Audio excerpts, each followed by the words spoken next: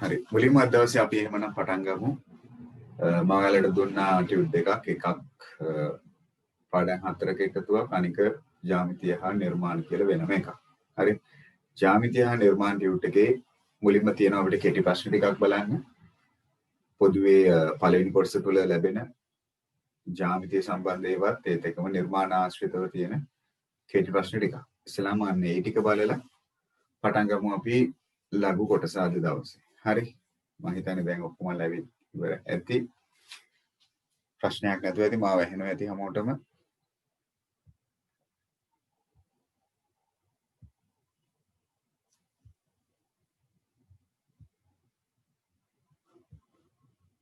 හරි.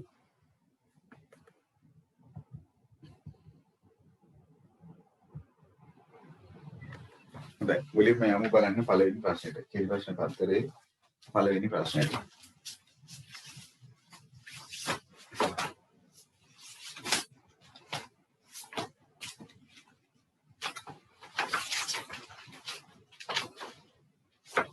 හරි. මුලින්ම පළවෙනි ප්‍රශ්නේ ත්‍රිකෝණාශ්‍රිතව දීලා තියෙනවා.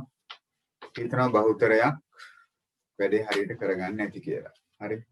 මේක අවසන් කරලා ඇති කියලා හිතනවා. මෙතන ඉන්න දැන් 40ක් 42ක් විතර ඉන්නවා. ඒ ඔක්කොමල මේ පිළිබඳව තියෙන කාරණාවට ඉවර කරලා ඇති කියලා හිතනවා. හරි. ප්‍රශ්නාංක 1 ත්‍රිකෝණාශ්‍රයෙන් ලැබිච්ච ප්‍රශ්නයක්. අපිට කියනවා මෙන්න මේ කෝණය ඇවිත් xලු ත්‍රිකෝණය තුල තියෙන අභ්‍යන්තර කෝණයක්. මෙන්න මේ කෝණය ඇවිල්ලා අංශක 45යිලු. මේ කෝණය ඇවිල්ලා අංශක 75යිලු. එහෙමනම් අපේ ප්‍රශ්නේ x වල අගය හොයන්න කියන එක.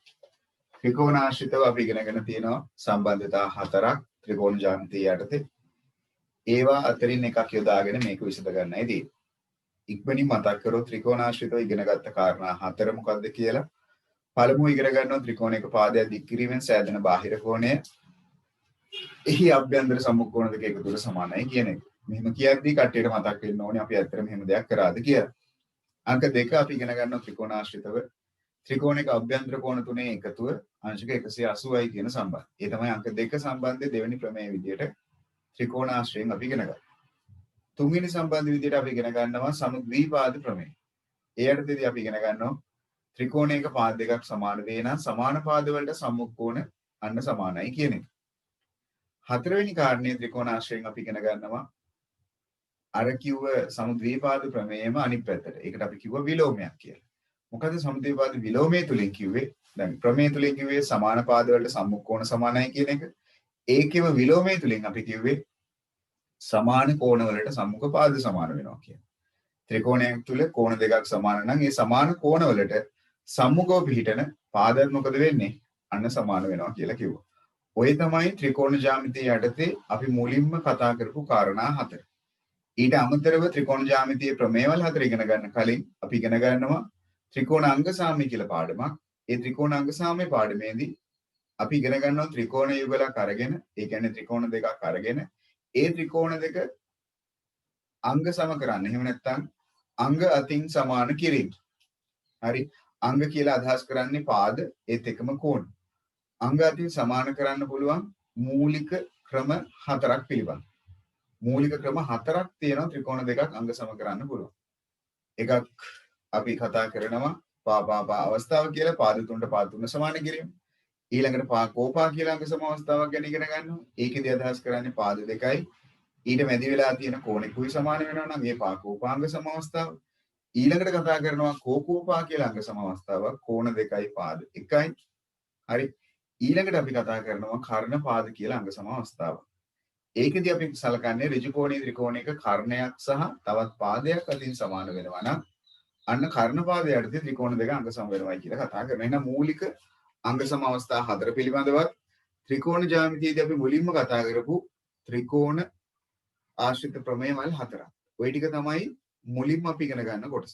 ඔය මම මතක් කරේ ඉක්මනින් සාරාංශයක් විදියට ත්‍රිකෝණ කියන පාඩමේ යටතේ හරි සහ ත්‍රිකෝණ අංග සාම්‍ය කියන පාඩමේ යටතේ අපි ඉගෙන ගත්ත ජ්‍යාමිතික සම්බන්ධතා ඒත් එකම ත්‍රිකෝණ අංග සාම්‍ය. ත්‍රිකෝණ අංග සාම්‍ය තමයි මූලිකම දේ. ඒ ටික බැරුව කිසිවක් කරගන්න බෑ. හරිද? දැන් අපි යමු බලන්න එහෙනම් පළවෙනි ප්‍රශ්නේ. මේක නම් මම හිතන්නේ හැමෝම හරියට කරලා ඇති. කෙටි ප්‍රශ්න පත්‍රයේදී ආවොත් කරගන්න පුළුවන් මට්ටම මෙතන ඉන්න ගොඩක් කට්ටියට තියෙනවා. ක්‍රම ගොඩක් තියෙනවා. කෙනෙක්ට ඕන පුළුවන් මේ කෝණේ හොයාගෙන ඉන්න. එහෙම නැත්නම් මම හිතනවා බහුලවම දකින්න ක්‍රමේ මෙතන අංශක 75 නම් මෙතන අංශක 75යි. හේතුව කියන්න පුළුවන්ද කාට හරි. ඇයි මේක 75 නම් මේකත් 75 වුනේ කියලා. ඒක තමයි මම හිතන්නේ ගොඩක් කට්ටිය කරන්නේ නැත්තේ. පසෙන්දු මේ කෝණේ 75 නම් මේ කෝණේ 75යි කියලා ගන්න නැති. ඔව් ප්‍රතිමුඛ කෝණ. හොඳයි. හරි කටියට මතකයි. එහෙනම් දැන් මේක ත්‍රිකෝණයක්. ත්‍රිකෝණයක අභ්‍යන්තර කෝණ තුන එකතුව 180යි. එහෙමනම් x එකතු කිරීම 75 එකතු කිරීම 45. ඔය කෝණ තුනේ එකතුව ඇවිත් සමානයි අංශක 180ට. ඒ අනුව අපිට x විසඳන්න පුළුවන් මේ දෙන්න එකතු කරොත් 120යි. එහෙනම් ධන 120 අනිත් පැත්තට යද්දි ඍණ වෙනවා. ඒ අනුව එහෙමනම් x සමානයි අංශක 60යි. මම හිතනවා කවුරුත් මේක නම් වරද්දගෙන නැතුව ඇති කියලා. මෙන්න පළවෙනි කතාව. හරිද වැඩි? මායාෂි මොකටද? හරි. විරුලි හරි. හරි. ලින්දුල වැඩේ හරි. අරුදුද නැතුව ඇති. මේක 9 වසරේදී අපි කරන ගැටලුවක්. හරි. මහේසිකා වැඩේ හරි. හරි. නිෂාදී අවුලක් නැත. හොඳයි. ප්‍රශ්න අංක 2 අපිට කියනවා ආපහු සැරයක් ඔන්න 8 වසර මට්ටමේ ගැටලුවක්. මෙන්න මේ කෝණය ඇවිත් ඍජු කෝණයක් වෙනවලු. මේ කෝණෙන් 2x මේ කෝණේ x. මෙතනදී 8 වසරේදී අපි ඉගෙන ගන්න ජ්‍යාමිතික සම්බන්ධයක් ගැනයි මතක් කරන්නේ. මොකක්ද? සරල රේඛාවක් මත පිහිටි බද්ධ කෝණ. එහෙමනම් 2x එකතු කිරීම x එකතු කිරීම 90 සමාන අංශක 180යි. එහෙනම් 2x එකතු කිරීම x කියන්නේ මෙතන 1x නේ තියෙන්නේ 3x. ධන 90 අනිත් පැත්තට යනවා ඒක ඍණ 90ක් වේවි. එහෙනම් 3x සමානයි අංශක 90යි. දෙපැත්තම 3ෙන් බෙදුවොත්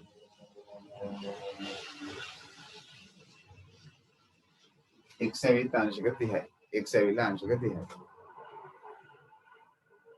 හරි රශ්මිදු උත්තරේ අවසානයේ එකම උත්තරේ එනවා ඇති. ගැටලුවක් නැහැ. ක්‍රම ගොඩක් තියෙන පුළුවන් මේක කරමු. කොහොම කරත් අවසානයේ x වලට එන්නේ උත්තරේ අංශක 60යි. හරිනේ? හොඳයි. චැනලි ඒක අවුලක් නැත. අංක 3. හරි කවුද? තිසේනි වැඩේ හරිද?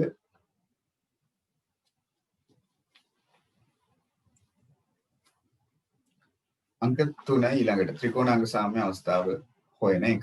හරි. එතනට වෙනකන් අරුබුදයක් නැතුව ඇති. ප්‍රශ්න අංක 3 දී ඇති ත්‍රිකෝණ අතරින් අංග සම වෙන ත්‍රිකෝණ යුගල. එහෙනම් මේකේ අපිට අංග සම විදියට සලකන්න පුළුවන් පාද යුගල් ඔක්කොම එකිනෙකට සමානයි.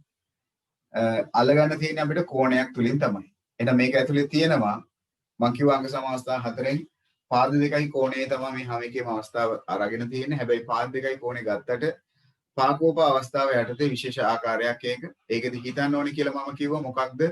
ගැළපුණාට වැඩක් නැහැ. ගැළපුණාට වැඩක් නැහැ පාද දෙකයි කෝණයයි කොයි ආකාරයෙන් ගැළපෙන්න ඕනේද?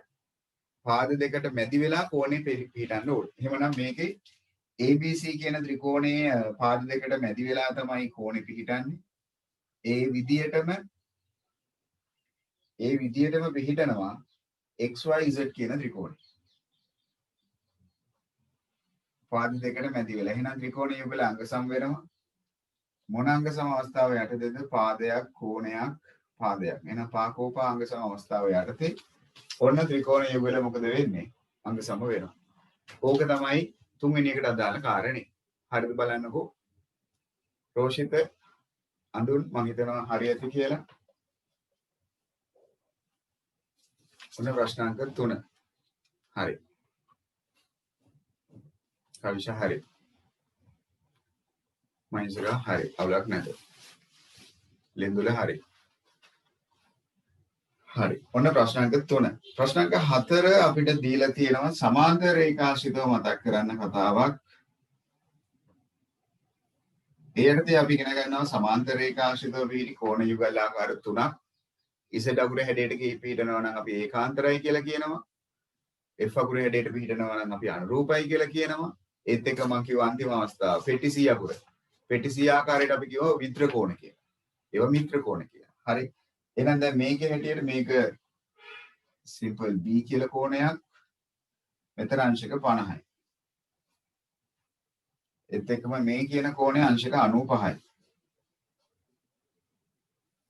අපිට හොයාගන්න අවශ්‍යයි B කියන්නේ කොච්චරද කියලා. ඉතින් අපි දන්නවා මේ රේඛා දෙක එකිනෙකට සමාන්තර බැවින් මේ රේඛා දෙක එකිනෙකට සමාන්තර බැවින් මෙතන පේන්න තියෙනවා Z අකුරක්. එහෙනම් මෙතන කෝණේ Z අකුරක් කියන්නේ මෙතන කෝණේ අංශක 50 නම් මෙන්න මේ කෝණෙත් අංශක 50යි. හේතුව ඒකාන්තර කෝණ. Z එකක් කිව්වේ ඒකාන්තර කෝණේ ඉවල් හින්දා. එහෙනම් දැන් අපිට පුළුවන් B කියන කෝණයේ විශාලත්වය කොච්චරක් වේද කියලා හොයාගන්න. ඒ කොහොමද? මේ දෙන්නගේ එකතුව මේ කියන බාහිර කෝණයට මොකද වෙන්නේ? සමාන වෙන්න ඕනේ. හේතුව මේක ත්‍රිකෝණයක්. එහෙනම් ත්‍රිකෝණයේ පාදය දික් කිරීමෙන් සෑදෙන බාහිර කෝණය එහි අභ්‍යන්තර සම්මුඛ දෙක එකතුවට සමාන වෙන හින්දා. එහෙමනම් B කියන කෝණයයි 50 කියන කෝණය දෙන්නගේ එකතුව සමාන වෙන්න ඕනේ අංශක 95ට. සමාන වෙන්න ඕනේ අංශක 95ට. එහෙනම් එතනින් අපිට පුළුවන් B උක්ත කරගන්න. එහෙනම් 95යි ධන 50 අනිත් පැත්තට ඇදින 50ක් වෙන්නේ. එහෙනම් B සමානයි අංශක 45යි. ඔන්න එහෙමනම් හතරවෙනි ගැටලුව. ඒක මොකෝද අත්ව කට්ටිය? ඔන්න පළවෙනි ගණන් 4 කෙරි ප්‍රශ්න පත්‍රය. හරි.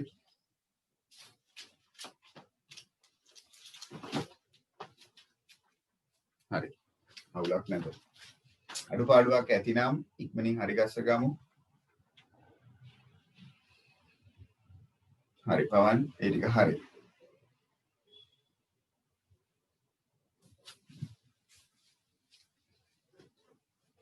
හරි විශ්ව වැඩේ හරි. හිරුනි වැඩේ හරි.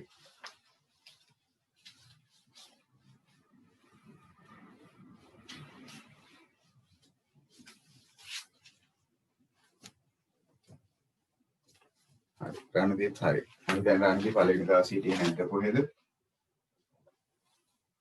अंक 5 विराज हरि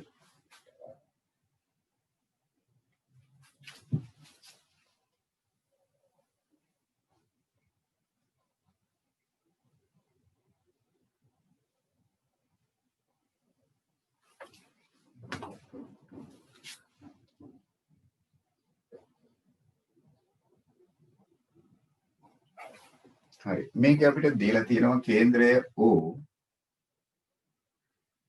AB නම් ජායක්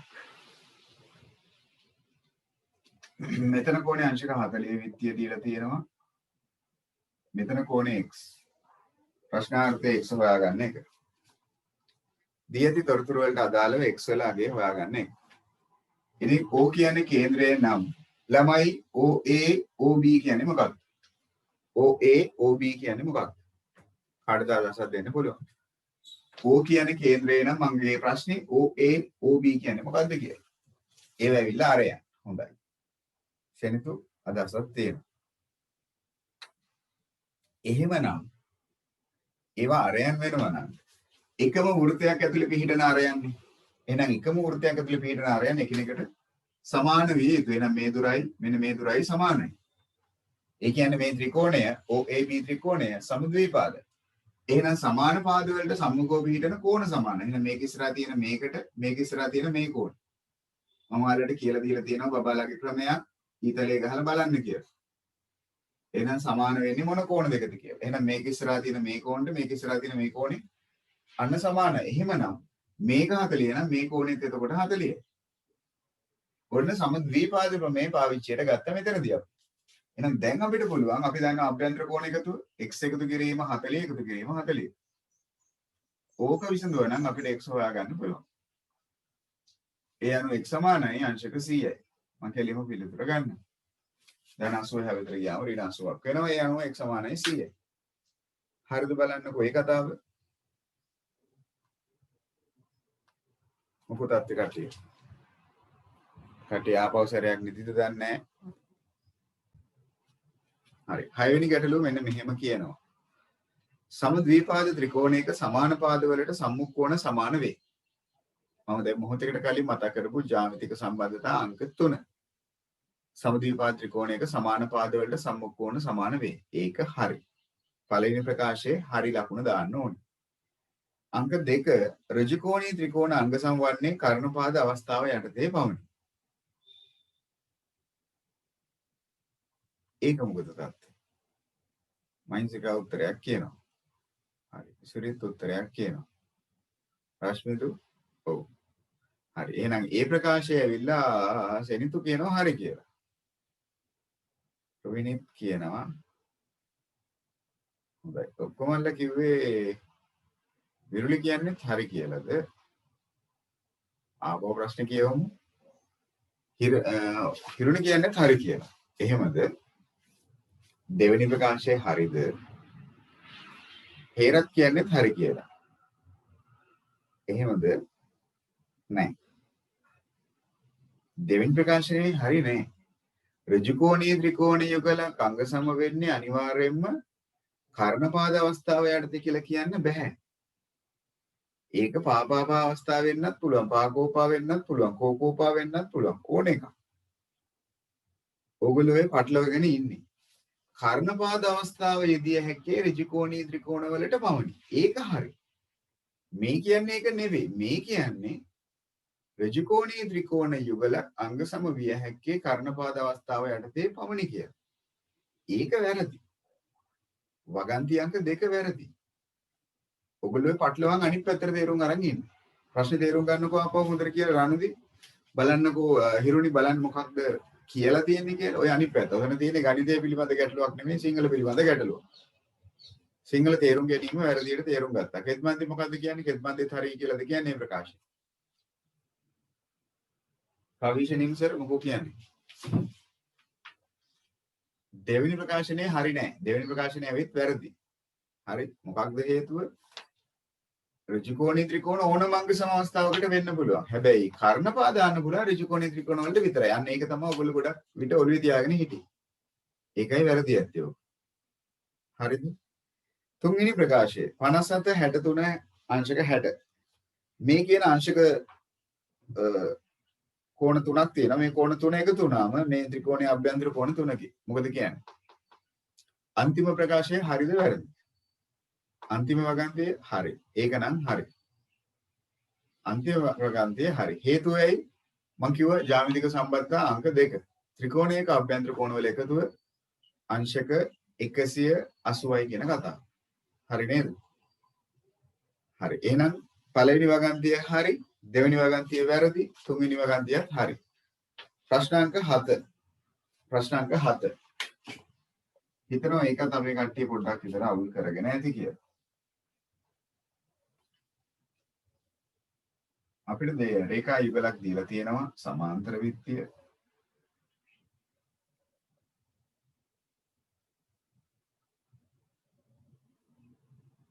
මේ රේඛා එකිනෙකට සමාන්තර වෙනවලු.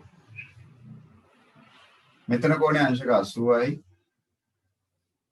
මේ සම්පූර්ණ කෝණෙම ඇවිල්ලා අංශක 150යි. සම්පූර්ණ කෝණෙම අංශක 150යි. ප්‍රශ්නේ තමයි මෙන්න මේ x කියන කෝණයේ විශාලත්වය හොයන්න. හැටි. ඒකට උත්තරයක් ගත්ත කෙනෙක් කවුරු හරි ඉන්නවද? මේක හොයාගත්ත කෙනෙක් කවුරු හරි ඉන්නවද? x වල විශාලත්වය. හොඳයි සිනත හොයලා තියෙනවා. යෂිනි හොඳයි හොයලා තියෙනවා.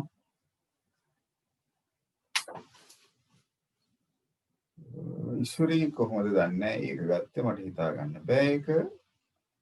මොකක්ද උත්තරේ චනුලි? ලින්දුල කොහොමද ඒ උත්තරේ ගත්තේ? ගොඩක් කට්ටිය එකම උත්තරේ කියලා තියෙනවා. ලින්දුල ඒත් එක්කම ඉසුරි වෙන උත්තර කියනවා. නිශාදි හරි, චනුලි හරි. හරි එක එක උත්තර තියෙනවා. හරි දහන්දී වැඩේ හරි. දිනදි හරි. කවිෂත් කොහොමද ඒ උත්තරේ කියන්නේ මට තේරෙන්නේ නැහැ. රොයිනි හරි. හරි බලා ගන්නකො කොහොමද උත්තර ගත්තේ කියලා. අඳුන් මොකුත් කියන්නේ නැහැ. අඳුන් ආපහු නිදිද?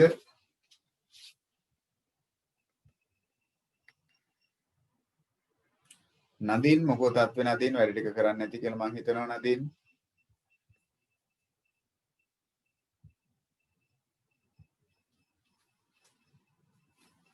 හරි. අඳුන් කියලා දෙයි. හරි. හරි. මෙහෙමයි කතාව වෙන්නේ. හොඳට බලන්නකෝ. මෙතන කෝණේ අංශක 80යිනේ. හොඳට බලා ගන්නකෝ. මේ රේඛා දෙක එකිනෙකට සමාන්තරයි. එහෙනම් මෙතන පේන්න ඕනේ අපිට එක්තරා අකුරක් තියෙනවා. මොකද්ද මේ අකුර? F අකුර කන පිට ගහලා දෙයි. හරි F එක කන පිට ගහලා දෙයි. එහෙනම් මෙතන කෝණේ අංශක 80 නම් එහෙනම් මෙතන කෝණේ අංශක 80ක් වෙන්න ඕනේ නේද? මෙතන කෝණෙත් ඇවිත් අංශක 80ක් වෙන්න ඕනේ නේද? ඇයි? මේ දෙන්න එකිනෙකට සමාන වෙනවා. හේතුව අනුරූප කෝණ යුගයි. අනුරූප කෝණ යුගයි. එහෙනම් මෙතන අංශක 80 නම් මේ මුළු කෝණේ අංශක 150 නම් මේ චූටි කෝණ ඉතිරි කෝණ කීයක් වෙන්න ඕනද මේ පැත්ත? 150න් 80ක් අඩු කරාම මේ ටික කීයක් වෙනවද එතකොට? අංශක 70. ඉතින් මේ කෝණේ අංශක 70ක් වෙනවා කියන්නේ මේ කෝණේ අංශක 70ක් වෙනවා කියන්නේ ආපහු සැරයක් මේ පැත්තට බලන්න. මේ පැත්තට බලන්න ආපහු. මේ පැත්තට දෙනවා ආපහු F අකුරක් ඔළුවෙන් හිටගෙන. එහෙනම් මෙතන අංශක 70 නම් මෙතන අනුරූප කෝණ වලින් අංශක 70ක් වෙන්න ඕනේ. ඉස්සරි බලන්න ඇයි ඒක වැරදුනේ කියලා. මෙතන 80 නම් මෙතන 80යි. මුළු කෝණ 150න් මේ ටික අඩු කරාම 70යි. මේ 70ම තමයි x වෙන්නත් ඕන. ලින්දුල දැන් වැරද්ද හොයාගෙන ඇති. මිත්‍ර කෝණ ගන්නත් අපි මෙතන 80 නම් මේ පැත්තේ මෙන්න මේකනේ පෙට්ටි 100ක් ගන්න ඕනේ. මිත්‍ර කෝණ සමාන වෙන්නේ නැහැ. මිත්‍ර කෝණ ඓක්‍ය 180ක් තමයි වෙන්න ඕනේ. හරි මිත්‍ර කෝණ වලින් ගන්නත් පුළුවන්. අවුලක් නැද. හරි අඩුපාඩුව හරි ගස්ස ගන්න තොරතුරු ලකුණු කර ගැනීම හරියට කරගන්න. හරි ප්‍රශ්නාංක 8 අපිට කියනවා මෙන්න මෙහෙම A හා B නම් කර්මාන්ත ශාලා දෙකට සමදුරින් පිහිටන්න ඕනෙලු. A හා B කියන කර්මාන්ත ශාලා දෙකට සමදුරින් පිහිටන්න ඕනෙලු. එහෙමනම් A හා B කියලා සලකන්නේ උතනදී අචල ලක්ෂ දෙකක්. එතකොට ඔය අචල ලක්ෂ දෙකට සමදුරින් පිහිටන පතේ කියන්නේ අපි කතා කරන මූලික පතාකාර හතරක් ගැන එක අචල ලක්ෂයකට සමදුරින් යන පතේ. එහෙනම් අචල ලක්ෂයකට සමදුරින් යන පතේ කියන්නේ වෘත්තය කියන්නේ. අචල ලක්ෂ දෙකකට සමදුරින් යන පතේ කියන්නේ මේ දෙන්නගේ මැද්දෙන් යන ලම්බ සමච්ඡේදකය.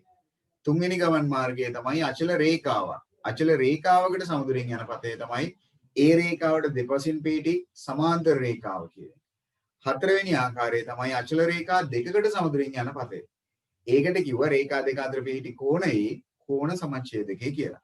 සටහන බලා ගන්න පළවෙනි දවස පතහා නිර්මාණ ඒක 9 දිත් ඉගෙන ගත්තා 10ට ඇවිල්ලත් ඔයගලන්ට මම නිර්මාණවලදී මුලින්ම කියලා දුන්නා මූලික පත හතරක්. ඒ යටතේ හතරෙන් දෙකක් කෙටි ප්‍රශ්න පත්‍රයේ තුල ඔයගලන්ගෙන් අහනවා. හරි ඔය කියන පතයන් හතරෙන් දෙකක්. ඒතර ඔතන තියෙනවා පළවෙනි පේලිය කියද්දිම ඔය කියන පත හතරෙන් දෙවෙනි පත ආකාරය ගැන. A හා B නම් කර්මාන්ත ශාලා දෙකට සමදුරින්. කර්මාන්ත ශාලා දෙකට සමදුරින්. එතකොට මෙතන මේ A හා B කියලා ඒගොල්ලෝ නොකිය අදහස් කරන්නේ මොකක්ද? අචල ලක්ෂ දෙකක්. එහෙනම් අචල ලක්ෂ දෙකකට සමදුරින් පිහිටන පතේ කියන්නේ මොකක්ද? ලම්බ සමච්ඡේදකේ වෙන්න ඕනේ. අචල ලක්ෂ දෙකට. ඉතින් මේ රේඛාවට මේ ලක්ෂ දෙකට සමදුරින් පිහිටි පතේ කියන්නේ මේ රේඛාවේ හරි මැද්දෙන් බෙදෙන රේඛාව. එහෙමනම් මේ ඉහළට ඡාපයයි පහළට ඡාපයයි ඕක යා කරන්න ඕනේ. හරි. ඕක යා කරගත්තොත් මෙන්න ලම්බ සමච්ඡේදකයේ ඇඳ. ඔන්න ලම්බ සමච්ඡේදකයේ ඇඳ. හරි කොහොමද දැන් මේගොල්ලෝ ওই ලම්බ සමච්ඡේදකයේ ඇඳලා තියෙනවා. බලන්න. ඒගොල්ලෝ කියන්නේ මේක භාගයට කරාලු ඉතුරු ටික අපිට පුරවන්න කියලානේ. හරි ඒගොල්ලෝ ඔන්න කරලා තියෙනවා ලම්බ සමච්ඡේදකයේ නිර්මාණය. ඒ කියන්නේ මෙතනදී මේ රේඛාව දෙකට බෙදෙන වැඩේ ඒගොල්ලෝ කරලා තියෙනවා. ඒක අපිට කරන්න දෙයක් නැහැ. සමහරක් අවස්ථාවලදී සම්පූර්ණ එකම අපිට අඳින්න තියෙනවා. නමුත් මේකෙදී පළවෙනි කොටස ඒගොල්ලෝ කරලා තියෙනවා. ඊට අමතරව ඒගොල්ලෝ අපිට කියනවා XY දුම්රිය මාර්ගයට XY කියන දුම්රිය මාර්ගයට මේක දුම්රිය මාර්ගයක්ලු මේ දුම්රිය මාර්ගයට සමදුරින් පිහිටන්න ඕනේ. එතකොට මේගොල්ලෝ මේ XY කියන දුම්රිය මාර්ගය කියලා අදහස් කරන්නේ අචල ලක්ෂ දෙකක්ද? ඕගලන්ගේ අදහස මොකක්ද? A හා B කියන්නේ නම් කර්මාන්ත ශාලා දෙකක්. එතකොට A දෙන්නට සමදුරින් කියන්නේ නම් ලක්ෂ දෙකට සමදුරින් පිහිටන ලම්බ සමච්ඡේදකයේ තමයි. හැබැයි ඊළඟට කියනවා XY කියන දුම්රිය මාර්ගයට සමදුරින් යන්නත් ඕනේ. එතකොට XY කියන දුම්රිය මාර්ගය කියලා කියන්නේ අර කිව්වා වගේ කලින් වගේම අචල ලක්ෂ දෙකක්. එහෙම නැත්තම් මොකක්ද ඔයගොල්ලෝ හිතන්නේ? අන්න හරි. සුගීත් පෙරේරාට වැඩේ පැහැදිලි. අචල ලක්ෂ දෙකක් නෙවෙයි මේකදී අදහස් කරන්නේ. xy කියන්නේ තනි පදයක්. xy කියන්නේ තනි පදයක්. ඉස්සෙල්ලා කිව්වේ a හා b. එතන බහුවචනේ. හරි. එහෙමනම් xy කියන රේඛාවට සමදුරින් යනවා කියලා කියන්නේ මොකක්ද? අචල රේඛාවකට සමදුර. එහෙනම් අචල රේඛාවට සමදුරින් යන පදේ කියන්නේ මොකක්ද? සමාන්තර රේඛාව. එහෙනම් අපි දැන් මොකද කරන්න ඕනේ? මේ කියන රේඛාවට සමාන්තරව කොච්චර පරතරයක්ද? මීටර 10ක් දුරින්. ඉතින් මීටර 10ක් දුරින් යනවා. ඒගොල්ලෝ තව කතාවක් අන්තිමට කියනවා a හා xy කියන රේඛාව අතර තියෙන කෙටිතම දුර. ඒ කියන්නේ ලම්බ දුරක්නේ. ඒ ලම්බ දුර ඇවිල්ලා මීටර 10යි. a හා xy කියන රේඛා දෙක අතර තියෙන කෙටිතම දුර මීටර 10යි. එහෙනම් අපිට කරන්න තියෙන්නේ මොකක්ද?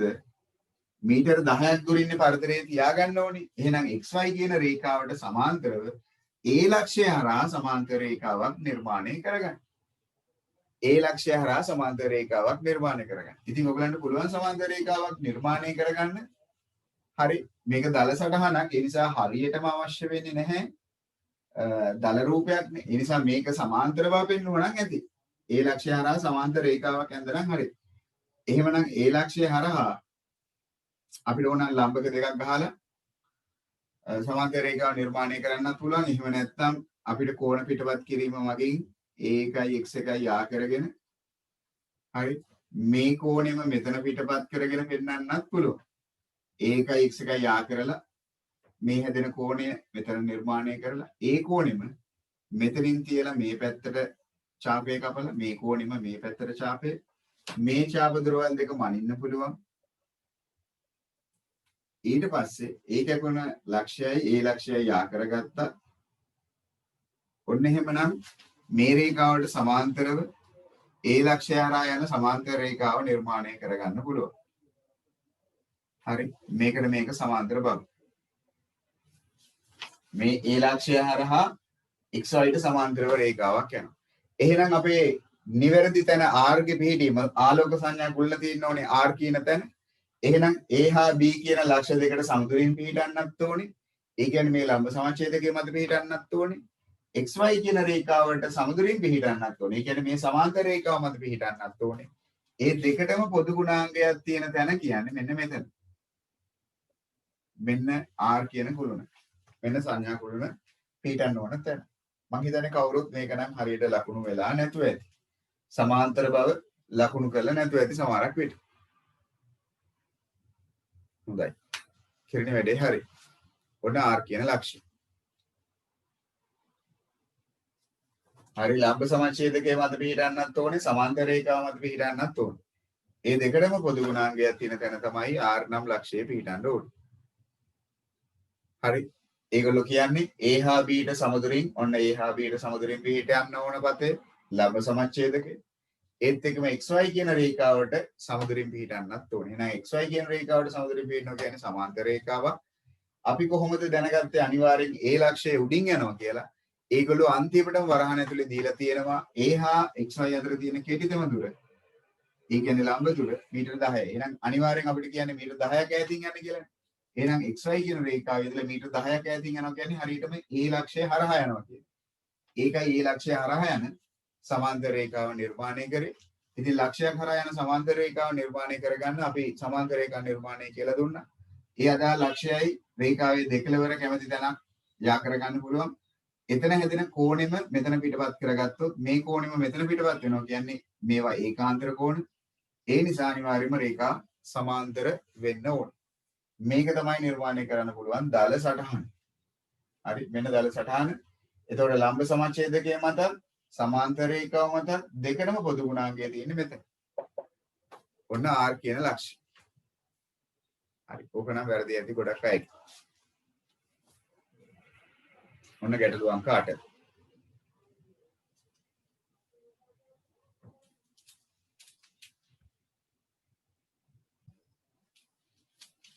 හරි. ප්‍රශ්න අංක 9 කියනවා මෙහෙම පහත දක්වා ඇති චතුරස්‍ර අතරින් සමාන්තරාශ වන්නේ කුමන ඒවායිදයි හේතු සහිතව පැහැදිලි කරන්න.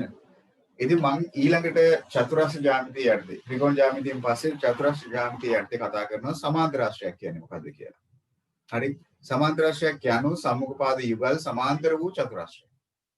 ඒ වගේම යම් චතුරාශ්‍රයක් සමාන්තරාශ්‍රයක් වීම සඳහා තිබිය යුතු අවශ්‍යතා හතරක් ගැන කතා කරනවා. ඔය අවශ්‍යතා හතරෙන් එකක් හරි චතුරාශ්‍රයකට තියෙනවා නම් ඒ චතුරාශ්‍රයට අපිට කියන්න පුළුවන් සමාන්තරාශ්‍රය කියලා. හරි. අවශ්‍යතා හතර මෙන්න මෙහිමයි. පළවෙනි අවශ්‍යතාවය යම් කිසි චතුරාශ්‍රයක සම්මුඛ පාද යුගල. ඒ කියන්නේ ඉස්සරහා තියෙන පාද එකිනෙකට සමාන වෙනවා නම් සම්මුඛ පාද යුගල්. හැබැයි යුගල් කියන්නේ උතනදී බහුවචනයක්. ඉදිරි යුගල් දෙකක් තියෙනවනේ චතුරාශ්‍රයකට ඉස්සරහා තියෙන යුගල් දෙකක් තියෙනවා. ওই යුගල් දෙකම එකිනෙකට සමාන නම් ඒ කියන්නේ යුගල් එකිනෙකට සමාන නම් ඉස්සරහා තියෙන පාද එකිනෙකට සමාන නම් එවැනි චතුරාශ්‍රයක් අපිට කියන්න පුළුවන් සමාන්තරාශ්‍රයක් කියලා. දෙවෙනි අවශ්‍යතාවය ඔය විදිහටම සම්මුඛ කෝණ යුගල් සමාන වෙනවා නම් ඉස්සරහා තියෙන කෝණ සමාන වෙනවා නම් ඒත් ඒ චතුරාශ්‍රයට අපිට කියන්න පුළුවන් සමාන්තරාශ්‍රයක් කියලා. තුන්වෙනි අවශ්‍යතාවය තමයි සම්මුඛ පාද යුගලක් අන්න ඒක වචනයක් එක යුගලක් සමාන හා සමාන්තර වෙනවා නම් ඒත් අපිට කියන්න පුළුවන් ඒක සමාන්තරාශ්‍රයක් කියලා. හතරවෙනි අවශ්‍යතාවය තමයි චතුරාශ්‍රයේ විකර්ණ ශීර්ෂයා කරලා අඳින විකර්ණ දෙක එකිනෙක සමච්ඡේදනය වෙනවා නම් ඒ කියන්නේ සමාන කොටස් දෙකක් හැදෙන විදියට විකර්ණ සමච්ඡේදනය වෙනවා නම් ඒ කියන්නේ ඒක සමාන්තරාශ්‍රයක් වෙනවා. ඔය කියන අවශ්‍යතා හතරෙන් එකක් හරි චතුරාශ්‍රයකට තියෙනවා නම් පුළුවනි කියන්න ඔකට සමාන්තරාශ්‍රයක් කියලා. එහෙනම් මේ රූප ABCD කියන හතරෙන් මොකද හිතන්නේ? කවුද සමාන්තරාශ්‍රය වෙන්නේ? Aද Bද Cද එහෙම නැත්නම් Dද? මොකක්ද ඔයගොල්ලන්ගේ අදහස? ගොඩක් විට කියනවා ඇති A කියලා. ඔව් නේද?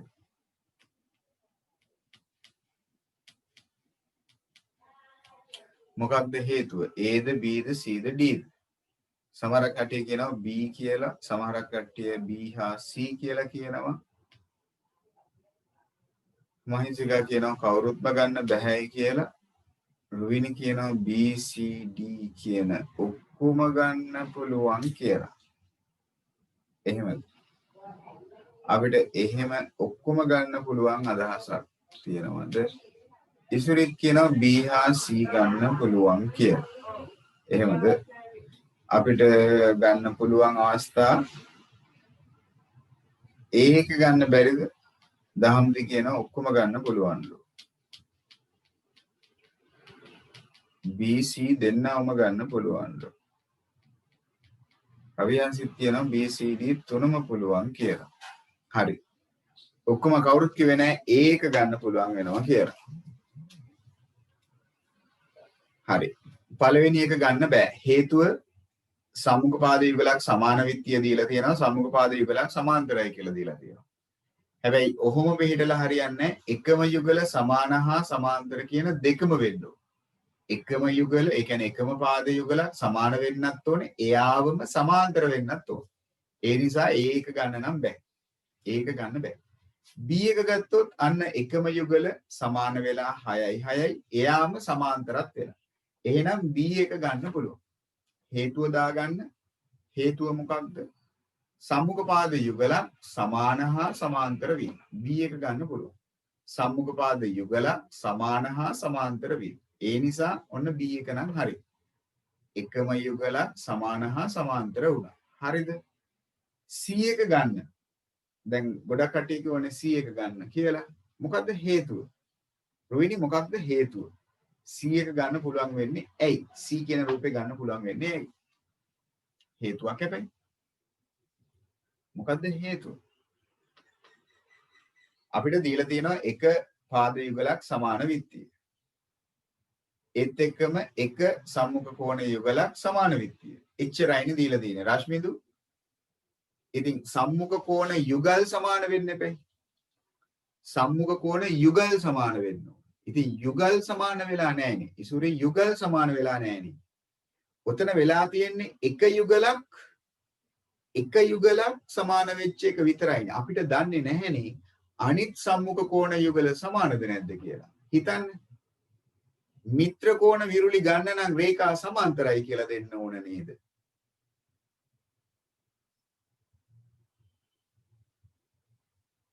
එතන සමාන්තර බව රවිහංශ දීලා නැහැනේ.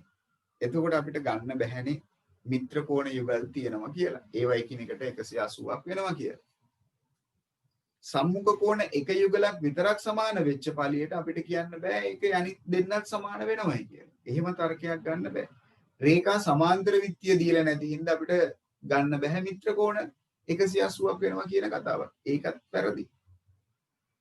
පැහැදිලිද? දැන් ඔක්කොමල්ලා හිතන්නේ අතන 130ට 130 තියෙන හින්දා අනිත් දෙන්න 50 50 වෙනවා ඇති කියලා. ඒතකොට අනිත්‍ය 50 එන්නේ කොහොමද කියලා කල්පනා කරන්නේ. උතන මිත්‍ර කෝණ තියෙනවා 130 නම් අතන 50යි. හැබැයි ඉතින් මිත්‍ර කෝණ ගන්නත් රේඛා මොකක් වෙලා තියෙන්න ඕනෙමද? සමාන්තර වෙන්න. පැහැදිලිද බලන්න ඔයගලගේ වැරද්ද? එහෙම ගන්න බෑ. එහෙනම් C කියන රූපේ සමාන්තර රාශියක් වෙන්නේ නැහැ. අඳුන් ගන්න නැති සමහරක් විට. හරි C කියන රූපේ ගන්න බෑ.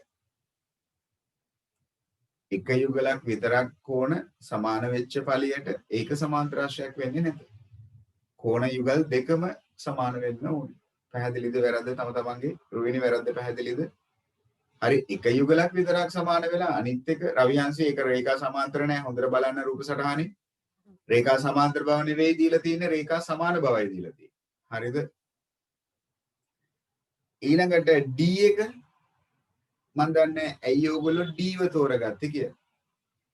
D ව තෝරගන්න ක්‍රමයකුත් නැහැ. මොකද D ව තෝරගන්න ක්‍රමයක් නැත්තේ. එක යුගලක් සමාන්තර බව දීලා තියෙනවා. ඒක හරි. හැබැයි අපිට අනිත් පාද යුගල සමාන්තර විත්තියක් දීලා නැහැ. සමාන වෙනවයි කියලා අදහසක් දීලත් නැහැ. එතන මිත්‍ර කෝණ D එකේදී ගන්න පුළුවන්. 110ක් කියලා එනවා එතකොට. ඒත් අනිත් කෝණ පාද යුගල සමාන්තර නැති හින්දා අපි දන්නේ නැහැ අනිත් කෝණ යුගලයේ විශාලත්වයන් කොයි ආකාරයෙන් වෙනවද කියලා. හරිද?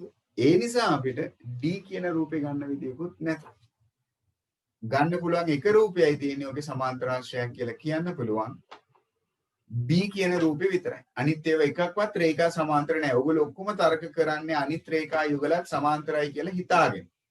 රේඛා යුගල සමාන්තරයි කියලා දීලා නැත්නම් මිත්‍ර කෝණ යුගල් ගන්න බෑ. උතන එක යුගලක් විතරයි සමාන්තරයි කියලා දීලා තියෙනවා. එතකොට අනිත් පැත්ත දීලා නැහැ. එහෙනම් අපිට තර්ක කරන්න හේතුවක් නැත. අපිට ගත යුත්තක් නැත. ගන්න පුළුවන් එක රූපයයි තියෙන්නේ B විතරයි. කවුද දැන් හොයාගෙන තියෙන්නේ B විතර? සමහර කට්ටිය BCD තුනක් හොයලා තිබ්බ. සමහර කට්ටිය BC හොයලා තිබ්බ. ඒකේ වැරද්ද පැහැදිලි කරගන්න ඇයි ඒක වැරදුනේ කියලා. උදාහරි ඇයි ඒක වැරදුනේ කියලා පොඩ්ඩක් හිතට බලන්න. හරි මහේෂි හරි.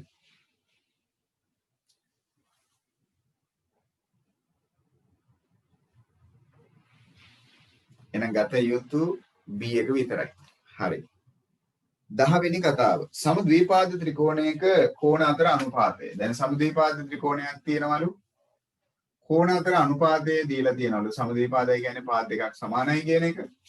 4ට 3ට 3. එහෙනම් කෝණ දෙක සමාන වෙන්නේ මේ දෙන්නනේ. ඒක වෙන්නේ නැති එහෙනම් ඔය 3යි 3යි කියන්නේ. අනික තමයි 4 කියන්නේ. ඉතින් අපි දන්නේ නැහැ 4 වරක් කොච්චරද කියලා. අපි හිතමු 4x කියලා. එහෙනම් අනික 3x 3x වෙන්න ඕන. අපි දන්නේ නැහැනේ 4 වතාවක් කී ගුණයක්ද කියලා. අපි හිතමු x ගුණයක් කියලා. එහෙනම් මේ කෝණ තුන එකතු 180යි. 4x ධන 3x ධන 3x සමාන 180යි. අනුපාතයක් දුන්නොත් ඒක x ගුණයක් කියලා ගන්න. ඒක ලේසි. ඔය විදිහට ගන්න එක තමයි වඩා ලේසි. එහෙනම් 10x සමාන 180යි.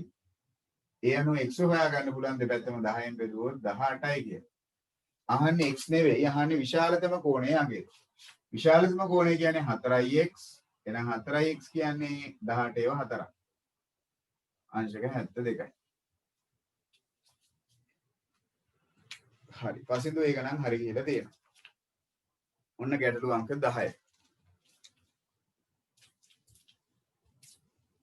හරි ගස්ස ගන්න අඩුපාඩු තියෙනවා ඇති.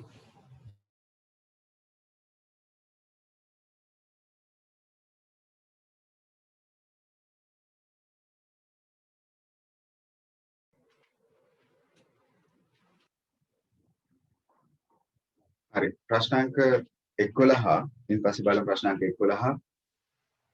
හරි රශ්මිතු එහෙම කරන්න පුළුවන් ගැටලුවක් නැහැ. කොටස් විදියට ගන්නත් පුළුවන්. හරි. වඩා සරලයි මේක x අසුරෙන් දක්වන එක. ඒකයි මම x අසුරෙන් දැක්ුවේ. හරි. ප්‍රශ්නාංක 11. දී ඇති ත්‍රිකෝණ දෙක අංගසම වේද? මොකක්ද ඔයගලගේ අදහස? ත්‍රිකෝණ යුගලක් දීලා ඔය කියන ත්‍රිකෝණ යුගල අංගසම වේද නොවේද කියලා අහනවා.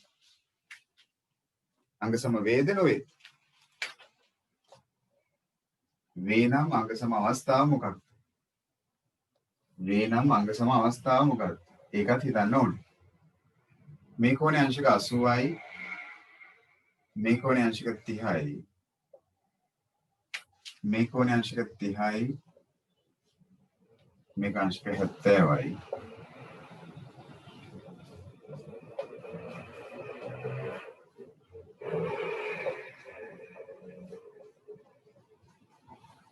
හොඳයි අංග සම වෙනවයි කියලා කියනවා ඔව් හරි අංග සම වෙනවයි කියලා. ඉතින් අපිට මේ කෝණේ අංශක 30යි මේ කෝණේ අංශක 80යි අපිට පුළුවනි මේ කෝණේ ගැන අදහසක් ගන්න අංශක 70යි කියලා. ඇයි ත්‍රිකෝණයේ අභ්‍යන්තර කෝණ තුනේ එකතු 180ක් කියන්නේ. ඉතින් මේක තියනවා මේක 70 නම් අනිවාර්යෙන් මේක අංශක 80ක් වෙන්න ඕනේ. එහෙමනම් 80ට 80ක් හරි 70ට 70ක් හරි 30ට 30ක් හරි කෝණ තුනට කෝණ තුන නම් සමාන වෙනවා. අපිට නමුත් කෝ කියලා අංග සම අවස්ථාවක් නැහැ. කෝණ දෙකක් සමාන වෙන විදිය අපි දැන් දන්නවා එහෙමනම්. තව පාද යුගලකුත් සමාන වෙනවායි කියලා අපි ඔන්න දන්නවා. එහෙනම් කෝණ දෙකයි පාදයයි හරි. එහෙනම් කෝකෝපා අංග සම අවස්ථාව යටතේ ත්‍රිකෝණ දෙක අංග සම වෙන්න පුළුවන්. හැබැයි බලන්න ඕනේ සමාන වෙන පාද දෙක අනුරූප වෙනවද කියලා. ඒ කියන්නේ ගැලපෙනවද කියලා. මේකට ඉස්සර 80ක් ඉන්නේ මේකට ඉස්සර 80ක් ඉන්නේ. එහෙනම් ගැලපෙන කෝණයකට අනුරූප වෙනවා ගැලපෙන පාදේ. එහෙමනම් අවුලක් නැහැ. ABC ත්‍රිකෝණය අංග සමයි PQR කියන ත්‍රිකෝණයත් එක්ක කියන විදිහට මොකක්ද අංග සම අවස්ථාව කෝණ දෙකයි පාද එකයි. එහෙනම් කෝකෝපා යටතේ ත්‍රිකෝණ දෙක අංග සම වෙනවා. ඒක හරි. අංක 12 සම ද්විපාද ත්‍රිකෝණයක් දීලා තියෙනවා. x වල කෝණයේ විශාලත්වය හොයන්නයි කියන්නේ. ඒ අනුව ඒකෙදිත් අපිට බලන්න වෙනවා කවුද සමාන වෙන කෝණ යුගල කියලා. කවුද සමාන වෙන කෝණ යුගල කියලා. මේ පාද දෙක සමානයි. මේ කෝණයේ අංශක 70යි. මේ කෝණය ඇවිල්ලා x. එහෙනම් සමාන පාද වලට සම්මුඛ සමානයි. එහෙනම් මේක ඉස්සරහා ඉන්න මේ කෝණයයි මේ පාද ඉස්සරහා ඉන්න මේ කෝණයයි සමානයි. එහෙනම් මේ කෝණෙම තමයි. ඒ කෝණෙත් xම තමයි. එහෙනම් සමද්විපාද ප්‍රමේය තුලින් අපිට ගන්න තියෙන උදව්ව ඔච්චරයි. කවුද සමාන වෙන කෝණ දෙක කියලා. එහෙනම් දැන් එතනින් එහාට ත්‍රිකෝණයක අභ්‍යන්තර කෝණ. එහෙනම් මේ කෝණය දන මේ කෝණය දන මේ කෝණය සමානයි අංශක 100. x විසඳගත්තොත් අපිට එවි x සමානයි මම විසඳන්න යන්නේ නැහැ. ඒක ඔයගලන්ට පුළුවන් දැන් කරගන්න 55ක් එවි. හරිද බලන්නකෝ. හරි. කවිෂ එක හරි. හරි. ඔන්න අංක 12. අංක 13 ත්‍රිකෝණාශ්‍රිතව තියෙන තවත් ගැටලුවක්. ත්‍රිකෝණ සම්බන්ධයෙන් ඉගෙන ගත්ත පළවෙනි කතාව. බාහිර කෝණයක් 140යි. මේ කෝණයේ අංශක 80යි. මේ කෝණය x. එහෙනම් අපිට ඕනේ x කියන කෝණයේ විශාලත්වය හොයාගන්න. ඉතින් අපි දන්නවා ඕනෑම ත්‍රිකෝණයක පාදය දික් කිරීමෙන් සෑදෙන බාහිර කෝණය එහි අභ්‍යන්තර සම්මුඛ කෝණ දෙක එකතුවට එහෙනම් x එකතු කිරීම 80 සමානයි 140. ඔතනින් අපිට පුළුවන් x විසඳ ගන්න ධන 80 අනිත් පැත්තට දාලා ඍණ 80ක් කරලා ඒ අනුව x සමානයි අංශක 60ක් එනවා ඇති. ඒකත් අවුලක් නැත. අංක 14 පහත සඳහන් ත්‍රිකෝණ වලින් අංග සමවන ත්‍රිකෝණ යුගල තෝරන්න. එහෙනම් හරියට කල්පනා කරලා බැලුවොත් මේකේ කවුරුද අංග සම වෙන්නේ? ඔයගොල්ලෝ හොඳට බලන්න. පළවෙනි එකයි දෙවෙනි එකයි වෙනවද? දෙවෙනි එකයි තුන්වෙනි එකයි වෙනවද? හරි. තුන්වෙනි එකයි හතරවෙනි එකයි වෙනවද? මොන යුගලද අංග සම වෙන්නේ? මොන ත්‍රිකෝණ යුගලද අංග සම වෙන්නේ? අදහස් දැන් බලන්නක් ගාලා 1 සහ 4 කියලා හේරත් කියනවා. ඔව් 1 හා 4. very good. රෝමාංක 1 හා රෝමාංක 4.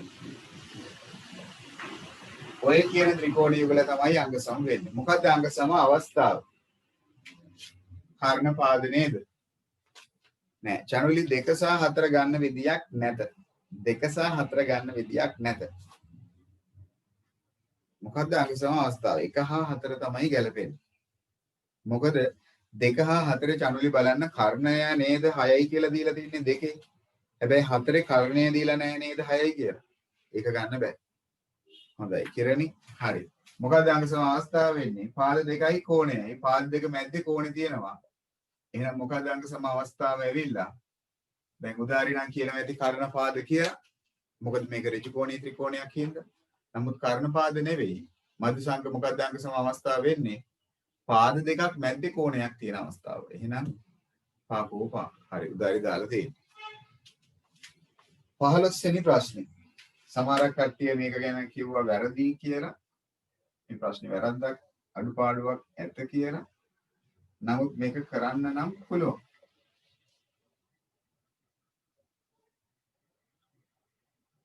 හරි. මේකේ රූප සටහනේ අපිට දීලා තියෙනවා තොරතුරක් මේ කෝණේ අංශක 120යිලු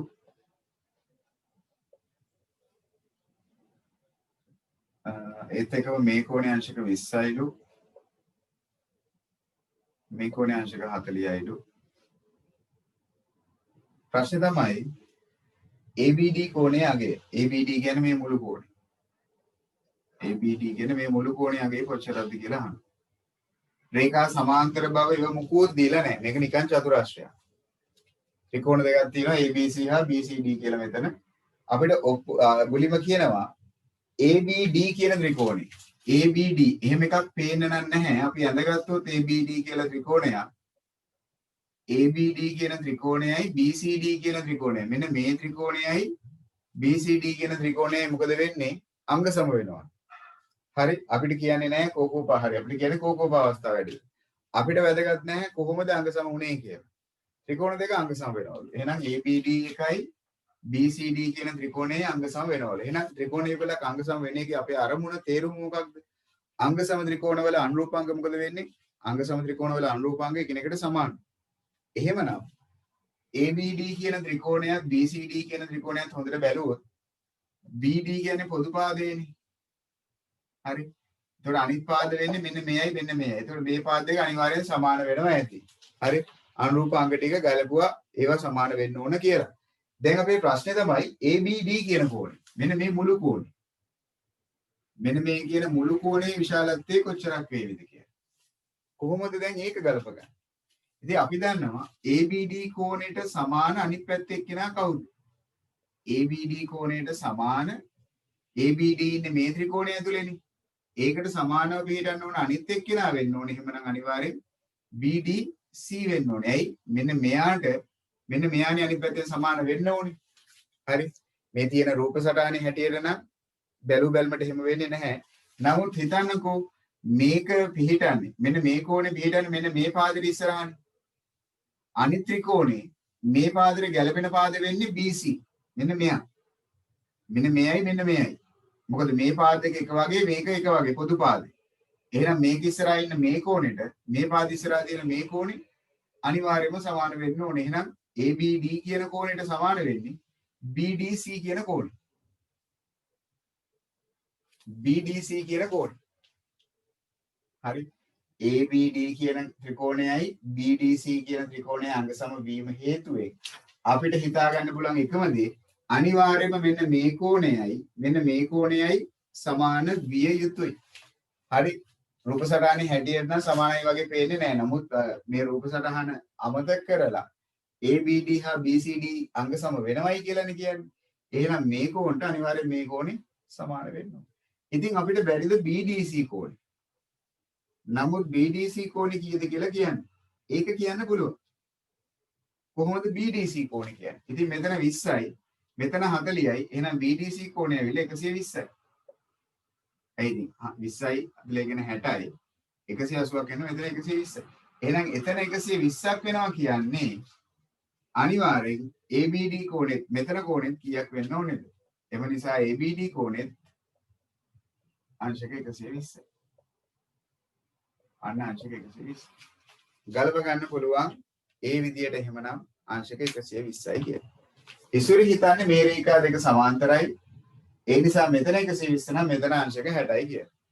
හරි. ඒක තමයි ඉසුරේ අරගෙන ඇත්තේ සමාන්තරයි කියලා. ඔකේ සමාන්තර තොරතුරක් දීලා නැති හින්දා ওই කතාව ගන්න බෑ. මෙතන ත්‍රිකෝණ දෙක පිළිබඳව හිතලා තමයි ওই වැඩේ කරන්න තියෙන්නේ. රූප සටහනේ බැලුමට මෙතන 120ක් නෑ. ඒක මම පිළිගන්නවා. නමුත් කියලා තියෙන දත්තවලට අදාළව නම් අනිවාර්යෙන් මේ කෝණය සමාන වෙනවා. ඇයි ත්‍රිකෝණ දෙක අංග සම වෙන හින්දා. හරි. ඔන්න අංක 15 ගැටලුව. අංක 15.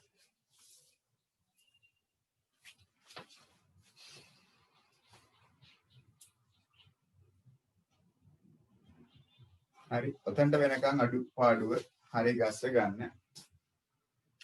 ඔතෙන්ට වෙනවා.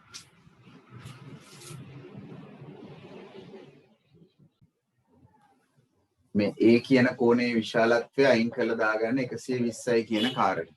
එතන 120ක් තිබ්බොත් ගැටලුවේ දත්තවල ගැටලුවක් එනවා. වැරද්දක් තියෙනවා. එතකොට එහෙම වුණොත් එතන 120 අයින් කරලා දාන්න. හරි. හරි. ඊළඟ කෙටි ප්‍රශ්න 12 මම ඊළඟ දවසේදී බලන්නම්. දැන් මම පටන් ගන්නම් ලඝු කොටස. හරි. ප්‍රධාන මාතෘකාව ලියන්න. කැමති අපි නවත්තපු තැනින්ම කරන්න පටන් ගන්න නැතුව එක්ක මේක වෙනම කරගෙන යනවා නම් වෙන පොතක. මොකද අපි නැවැත්තුවේ ප්‍රස්තාර වලින් ප්‍රස්තාර තියෙන තැන එතනටම අදාළ කරගෙන මේක කරන්නේ නැතුව කරනවා නම් වඩා කැමතියි. හරි. සමහර කටේ ප්‍රස්තාර වලින් නැවැත්තුවා, සමහර කටේ නිර්මාණ වලින් නැවැත්තුවේ. හරි. ඒ නිසා මේ කොටස වෙනම කරගෙන යනවා නම් ලඝු කොටස හොඳයි. මාතෘකාව ලියන්න. ලඝු ගණක. හරි. අද මූලික නීති ටික කියලා දෙන්නයි හදන්නේ ලඝු සම්බන්ධයෙන් අපිට තියෙන පළවෙනි කොටස. හරි. ප්‍රධාන මාතෘකාව ලියන්න ලඝු ගණක. එයට ඉස්සෙල්ලාම මම මතක් කරන්න හදන්නේ ලඝු ආශ්‍රයෙන් අපි කතා කරලා තියෙනවා ලඝු වලට එන කලින් දර්ශක පිළිබඳව කතාවක් දර්ශක ටික මතක් කරලා ඉන්නම් ඉස්සෙල්ලාම අපි දර්ශකයන්ට ඉගෙන ගන්නවා මූලික දර්ශක නීති කීයක්. කාටද මතක දර්ශකයන්ට අපි ඉගෙන ගන්න මූලික දර්ශක නීති පිළිබඳව. උදාහරණයක් මතකයිලු මොකද්ද දර්ශක නීති? දර්ශක නීති කීයක් ගැන කතා කරනවා? ඒක මතකද බලන්නකෝ. මොකද මේ ලඝු ඉගෙන ගත්තට මූලික අඩිතාලම තියෙන දර්ශක පාඩමේ. හොඳයි උදාහරණයක් මතකයි. දර්ශක නීති 5ක් තිබ්බා. ඉක්මනින් මම මතක් කරන් ගියොත් දර්ශකයන්ට අපි ඉගෙන ගත්ත නීති 5 මොකද්ද කියලා. පළවෙනි දර්ශක නීතිය තමයි ಗುಣ කිරීමක් තියෙනවා නම් හරි ಗುಣ කිරීමකදී පාද සමාන වෙනවා නම් අපිට පුළුවන් බල එහෙම නැත්නම් දර්ශක එකතු කරන්න. ಗುಣ කිරීමේදී බල එකතු වෙනවා. බෙදීමේදී එහෙමනම් බල අඩු වෙනවා. තුන්වෙනි නීතිය තමයි බලයක් පිට බලයක් තිබ්බොත් බලයක බලයක් තිබ්බොත් බලයක් පිට බලයක් තිබ්බොත් බල ಗುಣ වෙනවා කියන එක. බලයක බලයක් ඇති අවස්ථාවේදී බල ಗುಣ වෙනවා. ඒ තමයි තුන්වෙනි නීතිය. හතරවෙනි දර්ශක නීතිය නම් මේ වසරේදී අපි කතා කරනවා ඍණ දර්ශක ධන දර්ශක කරන නීතිය. එහෙනම් ඍණ දර්ශකයක් ධන දර්ශකයක් කරන්න නම් අපි කිව්වා උඩයට මාරු කරනවා. එහෙම නැත්නම් අපි කියනවා පරස්පරය ගන්නවා කියලා. ඉන්න තැන මාරු කරනවා කියලා මම ඔයගලන්ට නමේදී පැහැදිලි කරා. ඍණ දර්ශක ධන දර්ශක කරන අවස්ථාව. අවසාන දර්ශක නීතිය තමයි ඕනෑම පාදයක ශූන්‍ය බලය නිකම්ම නිකන් එකයි කියලා. මම කියලා දුන්නා ඔයගලන්ට ඕනෑම පාදයක බිඳුවෙනි බලය ආවොත් බිඳුවෙනි බලය x ගේ බිඳුවෙනි බලය. එහි අගය නිකම්ම නිකන් එකයි කියලා. හරි එකයි කියන එක තමයි. නමුත් මතක තියාගන්න ඔයාලට කිව්වේ මම ඔයගලන්ට කොහොමද නිකම්ම නිකන් එකයි කියන කතාව. ඔය තමයි දර්ශක යටතේ අපි ඉගෙන ගත්ත කාරණා ටික. මේ කියන්නේ දැන් ඊළඟට දැන් දර්ශක යනුද එක්තරා අංකන ක්‍රමයක්. ඒ කියන්නේ අපිට යම් දෙයක් යම් සංඛ්‍යාවක් ලියන්න පුළුවන් ක්‍රමයක්. දැන් උදාහරණයක් විදිහට ගත්තොත් 8 කියන්නේ වෙනම විදියකින් අපිට ලියන්න පුළුවන් 2 3 කියලා. එතකොට 8 කියන සංඛ්‍යාව ලිවිය හැකි අංකන ක්‍රමයක් තමයි 2 3 වෙනි බලය. ඉතින් මේකනේ අපි දර්ශකාංකණය කිව්වේ, දර්ශකාකාරය කිව්වේ. ඒ වගේම දර්ශක ආකාරයෙන් තියෙන යම් සංඛ්‍යාවක් ලියන්න පුළුවන් වෙනත් අංකන ක්‍රමයක් තමයි මේ කියන ලඝු කියන්නේ. ලඝු අංකණය කියන්නේ. ලඝු කියන්නේ එක්තරා අංකන ක්‍රමයක්. හරි. විද්‍යාත්මක අංකණය කියන්නේ එක්තරා අංකන ක්‍රමයක්. ඒ වගේ අද දවසේ පටන් ඉගෙන ගන්න විශේෂ අංකන ක්‍රමයක් තමයි මේ කියන ලඝු කියන්නේ. එහෙනම් මේ පාඩමේ පළවෙනි කොටස තමයි කොහොමද මේ අංකන ක්‍රමය ලියන්නේ. එහෙම නැත්නම් මේ අංකන ක්‍රමේ භාවිතය කොයි වගේද කියලා. මේ ආකාරයේ කොයි ආකාරයකටද ලියන්නේ කියන එක තමයි පාඩමේ පළවෙනි කොටස විදිහට අද ඉගෙන ගන්න. ඊට අමතරව ලඝු ආශ්‍රයෙන් අපිට තියෙන මූලික ලඝු නීති. දැන් දර්ශකයන්ට අපි දර්ශක නීති 5ක් ගැන කතා කරනවානේ. ಗುಣ කරද්දී එකතු වෙනවා, බෙදද්දී අඩු වෙනවා, බලයක බලයක් ಗುಣ වෙනවා. හරි ඍණ දර්ශක ධන දර්ශක කරන උඩයට මාරු කරනවා. ඕනෑම පාදයක ශූන්‍ය බලය නිකම් නිකන් එකයි. ඒ ඇවිල්ලා දර්ශක නීති අපි 9 දී ඉගෙන ගත්තා. ඒ වගේ ලඝු ආශ්‍රිතවත් අපිට නීති මාලාවක් තියෙනවා. මතක තියාගන්න යුතුයි. හරි මුලින්ම මම අංකන ක්‍රම දෙක කියලා දුන්නොත් අපි මුලින්ම දැනට දන්න දේ තමයි දර්ශක ආකාරය. ඒ දර්ශක ආකාරයෙන් ලියලා තියෙන සංඛ්‍යාවක් අපි බලමු දැන් කොහොමද ලියාගන්නේ ලඝු ආකාරයෙන් කියලා. ලඝු කියන එක අපි ඉංග්‍රීසියෙන් ලියනවා LOG කියලා. හරි. ලඝු ආකාරය. දර්ශක ආකාරය සහ ලඝු ආකාරය මුලින්ම ඉගෙන ගමු. හරි. මුලින්ම දර්ශක ආකාරයෙන් දුන්නොත් සංඛ්‍යාවක් 2/3 බලය. හි අගය සමානයි 8. මම අර කලින් කිව්ව කතාව. 2/3 බලය සමානයි 8. දැන් කෙනෙක් කල්පනා කරයි දැන් 2/3 බලය කොහොමද 8 වෙන්නේ 6 නෙමෙයිද කියලා. මතකද දැන් 2/3 බලය 7 වසර ගණිතයේ දර්ශක. 2/3 බලය කියන්නේ 2 වැඩි කිරීම 2. හරිද? ඒකේ ගැටලුවක් නැහැ නේ. මේකේ තේරුම දෙවරක් 3 කියන එක නෙවෙයි. දෙකේම පැටව 3 දෙනෙක් ගුණ වෙමින් ඉන්නවා කියන එක. ඒව මතකයිනේ. එහෙනම් මේ කියන දර්ශකාංකනේ අපි කොහොමද ලඝු අංකණයට මාරු කරන්නේ? මේක කොහොමද අපි ලඝු අංකණයට මාරු කරන්නේ? මතක ඇති කියලා හිතනවා මේකේ 2 කියන්නේ මොකක්ද? විශාලව ලියන සංඛ්‍යාව පාදය, කුඩාවට ලියන සංඛ්‍යාව 3. ඒ කියන්නේ මොකක්ද? ඒකට කිව්වේ ඒක දර්ශක. එහෙනම් සම්පූර්ණ පාදය, සම්පූර්ණ ප්‍රමාණයම ගත්තොත් 2/3 වන බලය. පාදය සහ දර්ශක එකට ගත් විට ඒක අපි කියන්නේ බලයක් කියලා. 8 කියන්නේ මොකක්ද? මෙහි අගය කියන්නේ. හරි. එහෙනම් 2/3 බලය සමානයි 8 කියන එක. හරිද? මාව පේන්නේ නැතුව යනවද කාට හරි තව?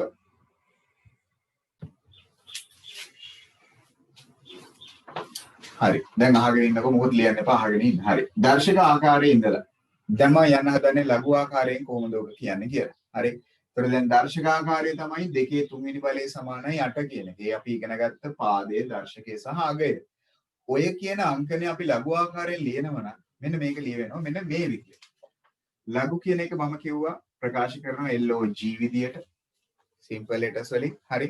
එහෙනම් log මේ G ගේ පහළ මෙන්න මේ G ගේ පහළ කෙලවරේ අපි දක්වනවා මොකක්ද?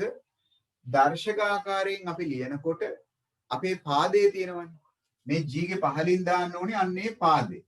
මේකේ පාදේ වෙන්නේ 2නේ. එහෙනම් ලඝු ආකාරෙදිත් පාදේ වෙන්නේ ඒකම තමයි. එහෙනම් 2 පාදේ. 2 පාදෙට G ගේ පහළ කෙලවරේ තමයි පාදයේ දක්වන්න ඕනේ. එතකොට දර්ශක ආකාරයෙන් ලියනකොට අගය මොකක්ද? 8නේ. උත්තරේ 8නේ. ඒ 8 ගන්නවා අපි මෙතන. එහෙනම් මේක කියන්නේ අපි 2 පාදයට 8හි ලඝු ගණකය. 2 පාදයට 8හි ලඝු ගණකය. දැන් අපි දර්ශකාංකනේ ලියනකොට දර්ශකයේ තියෙනවනේ දර්ශකයේ 3නේ. අන්න ඒක තමයි ලඝු ආකාරයේදී පිළිතුර වෙන්නේ. දර්ශකයේ 3නේ. ඒක තමයි පිළිතුර වෙන්නේ. එහෙනම් 2 පාදයට 8 ලඝු ගණකය සමානයි කීයටද? 3. දර්ශකය තමයි හොඳට මතක තියාගන්න. දර්ශකය තමයි ලඝු භාෂාවේදී පිළිතුර වෙන්නේ. ලඝු භාෂාවේ පිළිතුර වෙන්නේ මෙන්න මේ දර්ශකය. ආපහු මේක කියන විදිය කිව්වොත් 2 පාදයට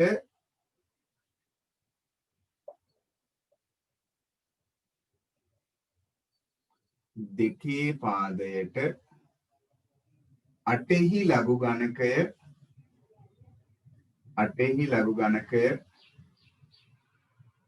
3 වේ. මෙන්න කියවන ආකාරය. ඒ කිව්වේ සරලව තේරුම් කරොත් 2 පැටව් කී දෙනෙක්ගෙන්ද 8 හැදෙන්නේ කියන එක. 2 පැටව් කී දෙනෙක්ගෙන්ද 8. ඒ කියන්නේ 2 පාදේව කීයකින්ද 8 කියන කෙනාව නිර්මාණය වෙන්නේ. 2 පැටව් 3 දෙනෙක් වැඩි කරොත්නේ. අන්න ඒක තමයි මේ ලියන්නේ. ඇත්තටම කරන්නේ ඕක. හරිද? මම තව එකක් ගත්තොත් A ගේ B වෙනි බලය සමාන නම් C ට අපි ඕක කොහොමද ලඝු ආකාරයෙන් ලියන්නේ? A ගේ B වෙනි බලය සමානයි C. එහෙනම් log G කෙලවරින් දාන්න ඕනේ පාදේ කිව්වනේ. එහෙනම් පාදේ වෙන්නේ A. එහෙනම් A පාදයට අගය ඇවිල්ලා C නේ. A පාදයට C ගේ ලඝු ගණකය සමානයි දර්ශකයේ තමයි උත්තරේ වෙන්නේ. එහෙනම් දර්ශකයේ B. එහෙනම් මේක කියවන්නේ A පාදයට C ගේ ලඝු ගණකය සමානයි B. A පාදයට C ගේ ලඝු ගණකය B වේ. A පාදයට C ගේ ලඝු ගණකය B වේ. හිතන්නකෝ මෙහෙම 3 ඍණ දෙවෙනි බලය සමානයි 1යට 9යි. එහෙම නේද? දැන් කට්ටිය කල්පනා කරાવી කොහොමද 3 ඍණ 2 1යට 9ක් උනේ කියලා. තුනේ ඍණ දෙක කොහොමද එකයට 9ක් උනේ කියලා. හරි. ආපහු බලා ගන්න සමහර කටි හිතනවා ඇති ඍණ 9ක් නෙවෙයිද කියලා. තුනේ ඍණ දෙක එකයට 9ක් උනේ මෙහෙමයි. ඍණ දර්ශකයක් තියෙද්දි සුළු කරන්න බෑ. ඉතින් අපි 9 වසර දර්ශක පාඩමේදී ඉගෙන ගන්නවා මේක ධන දර්ශකයක් කරන්න. කොහොමද ධන දර්ශකයක් කරන්නේ? ඉන්න තැන මාරු කරනවා. එතකොට තුනේ ඍණ දෙක පල්ලෙහාට තල්ලු කරාම එකයට තුනේ දෙවෙනි බලය වෙනවා. ඉතින් එකයට තුනේ දෙක කියන්නේ තුනේ දෙක කියන්නේ 9. එහෙනම් මෙන්න මෙහෙම තමයි මේක ඇත්තටම ලැබෙන්නේ. මේ පරණ දෙයක් මතක් කිරීමක් කරේ. හරි. එහෙමනම් තුනේ ඍණ දෙක කියන්නේ එකයට 9 නම් ඔබ ලඝු ආකාරයෙන් ලියුවොත්. පාදේ වෙන්නේ මොකක්ද? තුනේ පාදේ. එහෙනම් තුනේ පාදයට ලඝු තුනේ පාදයට අගේ ඇවිල්ලා 9න් එකනේ. 9න් එකේ ලඝු ගණකය මම අරහණක් දානවා පද දෙකක් තියෙන හින්දා භාගයක් තියෙන හින්දා තුනේ පාදයට 9න් එකේ ලඝු ගණකය දර්ශකයේ ඇවිල්ලා පිළිතුර ඍණ දෙක. ඔන්න ඔය විදියට. තුනේ පාදයට ඒක තමයි G කෙලවරින් දැම්මේ. අගේ තමයි මෙතනට ගන්නෙ. දර්ශකයේ තමයි ලඝු භාෂාවේදී උත්තරේ වෙන්නේ. හිතන්නකෝ මෙහෙම 10 තුන්වෙනි බලය සමානයි 1000යි. අන්න විශේෂ පාදයක් ළමයි මේක. මොකක්ද විශේෂ පාදයක් කියන්නේ? 10 පාදේ. ඒ නිසා අපිට පුළුවන් ළමයි මෙන්න මෙහෙම දෙයක් කරන්න. හැබැයි මතක තියාගන්න මේ කතාව කරන්නේ 10 පාදයට තියෙන ගණන් වලදී විතරයි. හොඳේ. අපිට පුළුවන් ලඝු 10 පාදය කියන එක සර්ව සම කරන්න LG කියන පදයට. LG කියන ප්‍රකාශනයට. ඒ කියන්නේ ලඝු 10 පාදයේ ලඝු ගණකය කිව්වත් LG කියලා කිව්වත් දෙකම එකයි. මෙන්න මේක මතක තියාගන්න අපිට පුළුවන් කෙටි කරලා ලියන්න 10 පාදයේ ලඝු ගණකය කියන එක කෙටියෙන් LG කියලා. ඒ කියන්නේ ඕව අකුර අයින් කරලා LG කියලා දැම්මොත් ඒකේ තේරුම 10 පාදයට ලඝු කියන එකම තමයි. 10 පාදයට ලඝු කියන එකම තමයි. මෙතන දැන් පාදේ ඇවිල්ලා 10 පාදේ. ඒ නිසා මේක මට ලියන්න පුළුවන් LG ඕනනම් LOG කියලා 10 පාදේ කියලා දාන්න පුළුවන්. මෙහෙම දැම්මට වැරද්දක් නැහැ. කෙටි කරලා 10 පාදේ අපිට ලියන්න පුළුවන් LG 10. ඒ කියන්නේ 10 පාදේ ලඝු ගණකේ අගේ වෙන්නේ 10 නේ. එහෙනම් LG 1000 සමානයි දර්ශකයේ ඇවිල්ලා 3. දර්ශකයේ ඇවිල්ලා 3. එහෙනම් LG 10 කියන එක තමයි මම LG කියලා එහෙම නැත්නම් LOG 10 පාදේ කියන එක තමයි කෙටි කරලා මම LG කියලා අරගෙන තියෙන්නේ. එහෙනම් LG 1000 සමානයි අන්න 3යි කියලා දක්වන්න පුළුවන්. හරිද? ඕනේ නම් LOG 10 කියලා දාන්නත් පුළුවන්. කෙටි කරලා ලියනවා LG කියලා. හරි? මෙතනින් එහාට 10 පාදයේ ලඝුගණකයක් ආවොත් අපි දාන්නේ LG කියලා විතරයි. හරිද? ඕකම මම දැන් අනිත් පැත්තට ඇහුවොත් ඔයාලගේ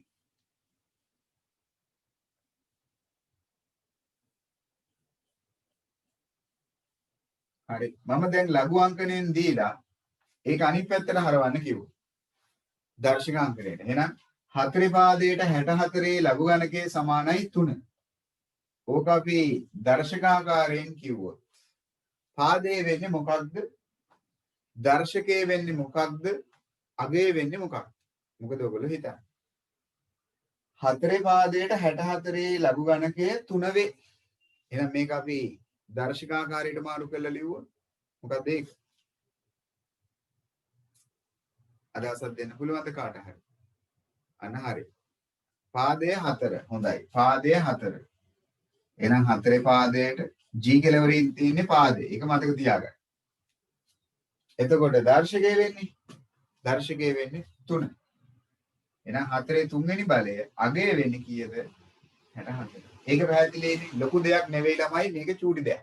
දර්ශක ආකාරයෙන් කෙසේද ලඝු ආකාරයට මාරු කරගන්නේ කියලා. එහෙම නැත්නම් ලඝු ආකාරයෙන් කෙසේද නැවත දර්ශක ආකාරයට මාරු කරගන්නේ කියලා. හරි? ලොකු දෙයක් නෙවෙයි. හොඳයි. ඉතින් මේක පොඩ්ඩක් දාගන්නකෝ මට තව දෙකක් විතර දාන්න ඉඩ තියෙනවා. මේක පොඩ්ඩක් දාගන්න අනුමාත්‍රිකාවක් ලියන්න දර්ශක ලඝු ආකාරය කියලා මාත්‍රිකාව ලියන්නකෝ. අනුමාත්‍රිකාවක් ලියන්න ලඝු ආකාරය. ඊට පස්සේ මෙන්න මේ දර්ශක ආකාරය සහ ලඝු ආකාරය පොඩ්ඩක් දාගන්න. තුනේ ඍණ දෙවෙනි බලයේ 1යට 9ක් ආපු විදියත් පැත්තක දාගන්න. මේ සර්ව සම බවත් පැත්තක දාගන්න. ඒ කියන්නේ 10 පාදයට ලඝු කියන එකම තමයි LG කියන්නේ. 10 පාදයට ලඝු කියන එකම තමයි. හරි බලන්නකෝ. අපිට දෙනවා කියලා හිතන්න 3x කියන බලය සමානයි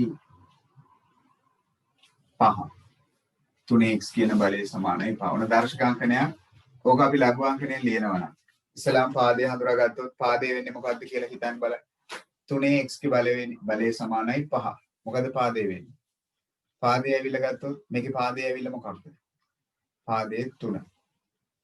පාදය ඇවිල්ලා 3. එහෙනම් අපි මේක ලඝු අංකණයෙන් ලියනවා නම් log g කියලා වලින් දාන්න ඕනේ පාදේ. පාදයේ 3යි. එහෙනම් 3 පාදයට අගය ඇවිල්ලා 5නේ. 3 පාදයට 5 දර්ශකය තමයි පිළිතුර වෙන්නේ. එහෙනම් දර්ශකය ඇවිල්ලා x. ඒක තමයි අපේ පිළිතුර වෙන්නේ. දැන් ඕක මම අනිත් පැත්තට මම මෙන්න මෙහෙම එකක් ගත්තොත් හිතන්න මෙහෙම ලඝු 7 පාදයට 7 සමානයි 1. එහෙනම් ළමයි ඕක අපි ලඝු ආකාරයෙන් අපි ඕක දර්ශක ආකාරයෙන් ලියුවොත් මොකක් වෙයිද? ඕක අපි දර්ශක ආකාරයෙන් ලියුවොත් මොකක් වේවිද? පාදේ වෙන්නේ මොකක්ද? මොකද පාදේ වෙයි? මේකේ පාදේ 7. එහෙනම් 7 පාදයට දර්ශකය මොකක්ද? දර්ශකය කියන්නේ පිළිතුර. එහෙනම් 7 1 සමානයි කොහොමද එහෙම නේද? 7 පළවෙනි බලේ කොහොමද ඉතින් 7 වෙන්න ඕන නේද? වැරද්දක් නැහැ නේ. 7 පළවෙනි බලය කියන්නේ 7 පැටව එකක්. ඒතර 7 පැටව එකක් කියන්නේ කොහොමද? 7ම තමයි. අපි බලමු මෙහෙම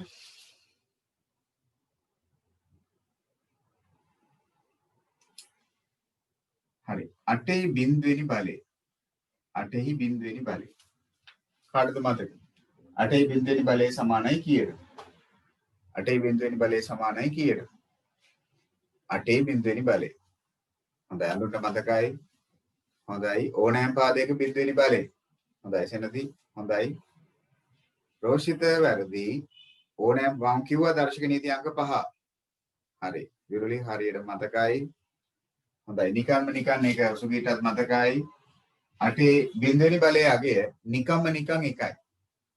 ඒ කියන්නේ එක කියන එක තමයි.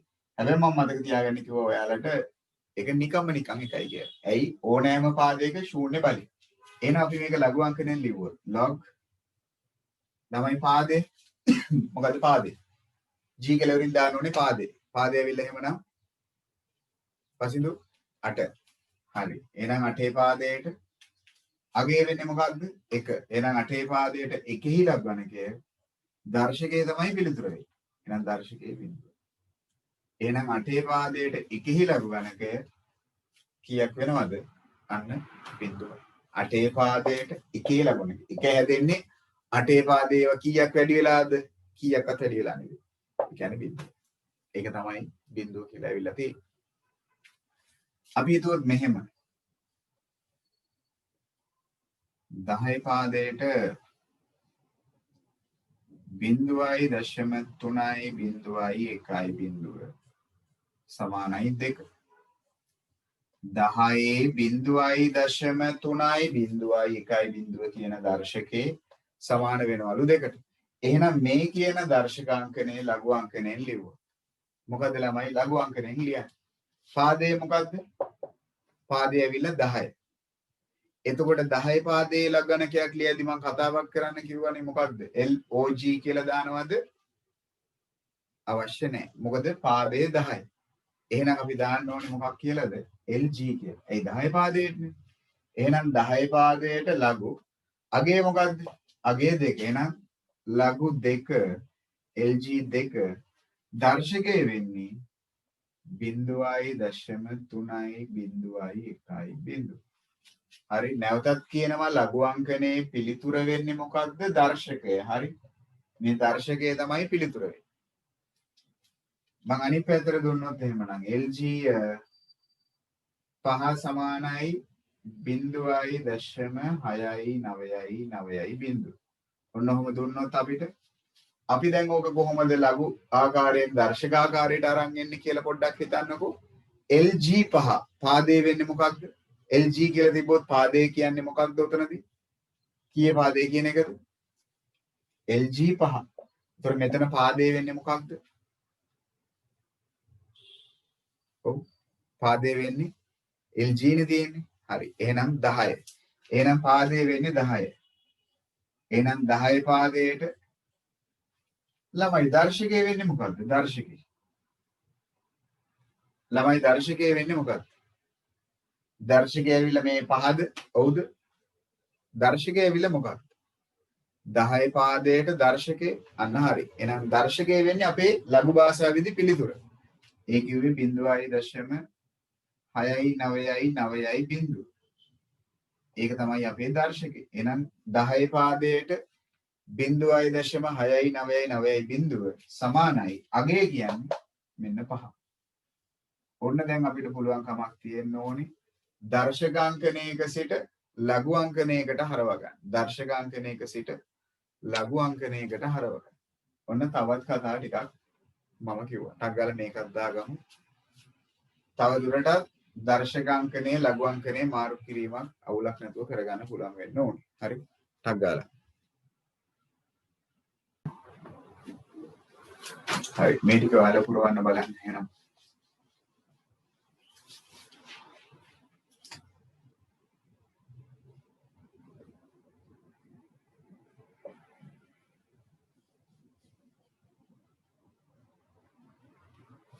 ඒක ඉදිරියෙන් වචනෙනුත් ලියන්නකෝ බලන්න. ඒ කියන්නේ මේක කියවන ආකාරයේ වචනෙනුත් ලියා ගන්න ඕනේ. හරි වචනෙනුත් ලියන්න ඕනේ. හරි.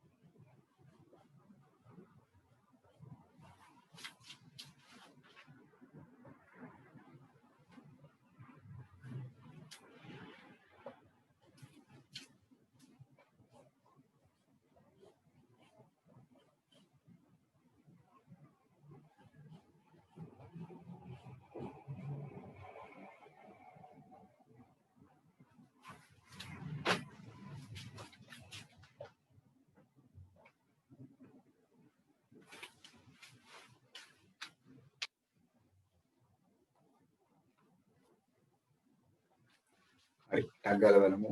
ඔය ගණන් පහත් ස්ථන් පෙරවීම කොහොමද අපි ගත්තේ 0.0.01 කියන එක 10 ඍණ 3 කියන එක කොහොමද ගත්තේ කියලා.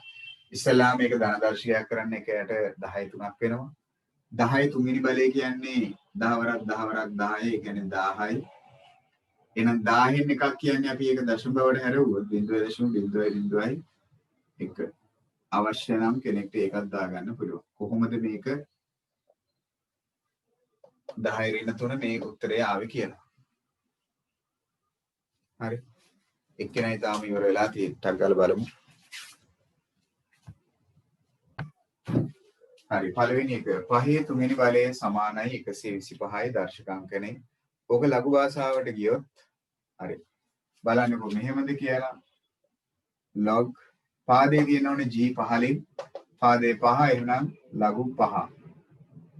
හරි. 5 පාදයට අගය වෙන්නේ 125 නේ. එහෙනම් 125 පිළිතුර සමාන වෙන්නේ කීයටද? දර්ශකයට. ඒ කියන්නේ 3ට. කීදෙනෙක් හරිද ඒකත්? හරි. අවුලක් නැත. එහෙනම් මේක කියවන්නේ කොහොමද? කියවන ආකාරයේ 5 පාදයට පාදයේ තුලින් තමයි පටන් ගන්න ඕනේ. 5 පාදයට 125 ලඝු ගණකය සමානයි 3. එහෙම නැත්නම් 5 පාදයට 125 ලඝු ගණකය 3 වේ. 5 පාදයට 125 ලඝු ගණකය 3 වේ. එච්චරයි කරන්න දෙන්නේ. 5 පාදයට 125 ලඝු ගණකය 3 වේ. මේක ලියනවා නම් පාදය ඇවිල්ලා 10 පාදයට එහෙනම් මට ලියන්න වෙන්නේ LG කියලා. මොකෝ 10 පාදයට. එහෙනම් LG අගේ ඇවිල්ලා 0.0.0.1 සමානයි දර්ශකයේ ඇවිල්ලා ඍණ 3. එහෙනම් දර්ශකයේ ඇවිල්ලා ඍණ 3 නම් ලඝු භාෂාවේදී පිළිතුර වෙන්නේ එහෙමනම් ඍණ 3. එහෙනම් මේක කියවන්නේ LG කියන්නේ 10 පාදයට 10 පාදයට 0.0.0.1 ලඝු ගණකය 10 පාදයට 0.0.0.1 ලඝු ගණකය ඍණ 3 වේ. ලඝු ගණකය ඍණ 3 වේ. ඒකයි ලියන්න ඕන විදිය. එහෙනම් මේක m පාදයට 3 බලය සමානයි 27. එහෙනම් m පාදයට එන පාදය ඇවිල්ලා m එහෙනම් log g කෙලවරින් දාන්න ඕනේ පාදයේ m පාදයේ වෙන්නේ m එහෙනම් m පාදයට අගේ ඇවිල්ලා 27 උත්තරේ ඇවිල්ලා සමාන වෙන්නේ දර්ශකයට 3. එහෙනම් කියවන්නේ m කියන පාදයට 27 ලඝු ගණකය 3 වේ. m පාදයට 27 ලඝු ගණකය 3 වේ. ඔන්න පළවෙනි හිස්තැන් 3. මම හිතනවා කට්ටිය අවුලක් නැතුව ඇති කියලා. හතරවෙනි කාරණේ ලඝු භාෂාවෙන් අපි යන්න ඕනේ දර්ශක භාෂාවට. හරි. පළවෙනි එක LG. ඒ කියන්නේ පාදයේ හංගලා තියෙන පාදේ මොකක්ද? 10 කියන එක. එහෙනම් 10 පාදයට දර්ශකය කියන්නේ පිළිතුර. ඒ කියන්නේ 1.471 සමානයි අගේ ඇවිල්ලා 30. මේක කී දෙනෙක්ගේ හරිද? 10 පාදයට 1.471 තමා සමාන වෙන්නේ 30ට. හරිද වැඩි? ඕක පටලවාගෙන නැතුව ඇති කියලා මං හිතනවා. හරි. අවුලක් නැහැ. හොඳයි. බහුතරයක් සාර්ථකයි. හරි. අන්තිම එක ඒ පාදයට 12 ලඝු ගණකය 3 වේ. පාදයේ තුලින් පටන් ගන්න. ඒ පාදයට 12 ලඝු ගණකය 3 වේ. එහෙනම් පාදය ඇවිල්ලා A. එහෙනම් ඒ පාදයට දර්ශකය කියන්නේ පිළිතුර ලඝු භාෂාවේදී ඒ කියන්නේ 3. එහෙනම් ඒගේ තුන්වෙනි බලය සමානයි අගේ වෙන්නේ 12. සමානයි. ඔන්න කතාව පැහැදිලි කිරීම කරා. පැහැදිලිද? ඔක්කොමලට හරි. එහෙමනම් ලඝු භාෂාවත් ඒත් එකම දර්ශක භාෂාවත් මාරු කරගන්න නැතුව හරියට පැහැදිලි කරගන්න පුළුවන් වෙන්න ඕනේ. එහෙනම් දර්ශකාංකනේ ලඝු අංකණයට යන හැටි, ලඝු අංකණයකින් නැවත දර්ශකාංකණයට එන හැටි ඔන්න පළවෙනි කොටසේදී මම කියලා දුන්නා. හරි. මේ තමයි පළවෙනි පාඩම ලඝු වලදී ඉස්සෙල්ලාම ඉගෙන ගන්න. ඒ කියන්නේ අංකන ආකාර දෙක. ආකාර දෙකට මාරු කරන්න පුළුවන් කමක් තියෙන්න ඕනේ. හරි. අඩුපාඩුවක් ඇත්නම් ඉස්සෙල්ලා හරි ගස්ස ගන්න. අනුමාත්‍රිකාවෙන් පස්සේ ලියන්න ඉවර නම් ඉවරයි නේද? හරිද? හරි. අනුමාත්‍රිකාව එහෙමනම් ලඝු ආශ්‍රිත නීති. ලඝු ආශ්‍රිත නීති. ලඝු ආශ්‍රිත නීති. අනුමාත්‍රිකාව ලඝු ආශ්‍රිත නීති. 10 වසරේදී අපි මූලිකව කතා කරන නීති දෙකක් තියෙනවා. හරිද? නමුත් මම නීති තුනක් ඔයගලන්ට කියලා දෙන්නම්. ඒ කිව්වේ 11 වසරේදී ඉගෙන ගන්න නීතියක් මම කියලා දෙන්නම්. මොකද සමහරක් ගැටලු කරද්දී ඒ ආකාරයෙන් පුරුදු වෙලා ඉන්න එක හරි ලේසි. ඒ නිසා මම නීති තුනක් ඔයාලට කියලා දෙන්නම්. හරිද? මාතෘකාව ලඝු ආශ්‍රිත නීති. හරිද දැන් ඔතනට වෙනකම්? හරි. පළවෙනි නීතිය. ලියා ගන්න මෙන්න මෙහෙම. නීති අංක 1. ලඝු ගණක නීති යටතේ නීති අංක 1. ලඝු ගණක නීති. අංක 1. ලඝු ගුණිතයක් ලියා ගන්න. ලඝු ගුණිතයක්. ලඝු ගුණිතයක්. ලඝු ගුණිතයක්.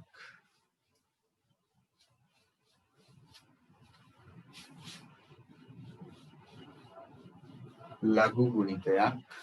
ලඝු ලඝු දෙපාරක් ලියන්න ඕනේ. ලඝු ලඝු. ලඝු ගුණිතයක්. ලඝු ලඝු. එකතුවක් ලෙස ලඝු ගුණිතයක් ලඝු ලඝු එකතුවක් ලෙස දැක්විය හැක. ලඝු ගුණිතයක් ලඝු ලඝු එකතුවක් ලෙස දැක්විය හැක. ඔන්න පළවෙනි නීතිය. ඇත්තටම කිව්වොත් මේක නීතියක් කියලා කිව්වට ඇත්තටම මේක අංකන ක්‍රමයක්. හරි. ඒ අංකන ක්‍රමය ප්‍රකාශ කරන විදිය තමයි පළවෙනි එකේදී ඉගෙන ගන්න. හරි. ලඝු ගුණිතයක්. ඒ කිව්වේ ලඝු ඕනෑම පාදේ මම සිම්පල් A කියලා ගන්නම්කෝ. පාදේ A කියලා සිම්පල් A කියලා. එහෙනම් සිම්පල් A පාදයට ගුණිතයක් තියෙනවා නම් ලඝු ගුණිතයක් කියලා කිව්වේ මෙන්න මෙහෙමයි. ලඝු ගුණිතයක්. යම් පද දෙකක් අතර තුනක් අතර වෙන්නත් පුළුවන්. ගුණිතයක් තිබ්බොත් ඔය ගුණිතය මට ලියන්න පුළුවන් මෙන්න මෙහෙම. කොහොමද? ලඝු ලඝු එකතුවක්. මගේ නීතිය බලන්න හොඳට කියවලා. මේක ලියන්න පුළුවන් මට A පාදයට කැපිටල් A ගේ ලඝු ගණකය එකතු කිරීම A පාදයට කැපිටල් B ගේ ලඝු ගණකය කියලා. ඒකයි මම කිව්වේ ලඝු ගුණිතයක් ලඝු ලඝු එකතුවක් කියලා. මට කියන්න තිබ්බනේ මෙහෙම ලඝු එකතුවක් කියලා. එතකොට ඔයගොල්ලෝ තේරුම් ගන්න මෙහෙම. ඒගොල්ලෝ එවිට ඔයගොල්ලෝ තේරුම් ගන්නවා මෙන්න මෙහෙම. ඒ කියන්නේ මෙයා මේ කියන්නේ මෙන්න මේක වෙන්නේ නැති. ලඝු එකතුවක්. A ධන B. මේක කිව්වොත් වැරදි. මෙහෙම ලියන්න බෑ. ඔය නීතිය වැරදි. මම කිව්වේ නැහැ ලඝු එකතුවක් කියලා. මම විශේෂයෙන් කිව්වා ලඝු ලඝු එකතුවක් කියලා. මෙහෙම ලිව්වොත් වැරදි. ඒතර දැන් කෙනෙක් කල්පනා කරා ඉතින් මෙතනත් ලඝු තියෙනවා මෙතනත් ලඝු තියෙනවා පොදු සාධකයක් විතර ලඝු ගන්න. එහෙම කරන්න බෑ. මේවා අංකන.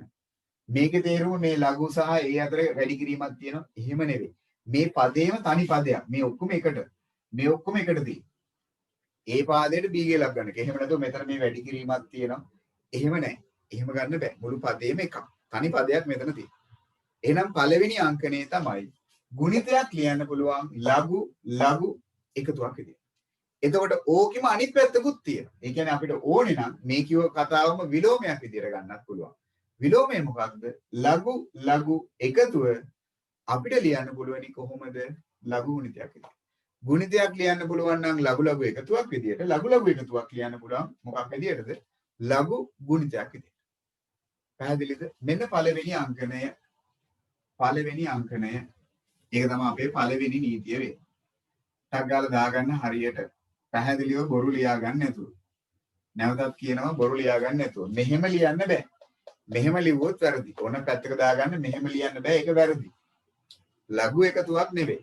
ලඝු ලඝු එකතුවක් කියලා. නීති අංක 1 පැහැදිලිද?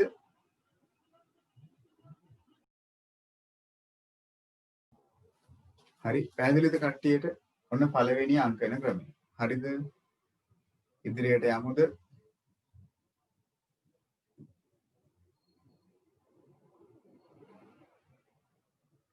නැත්නම්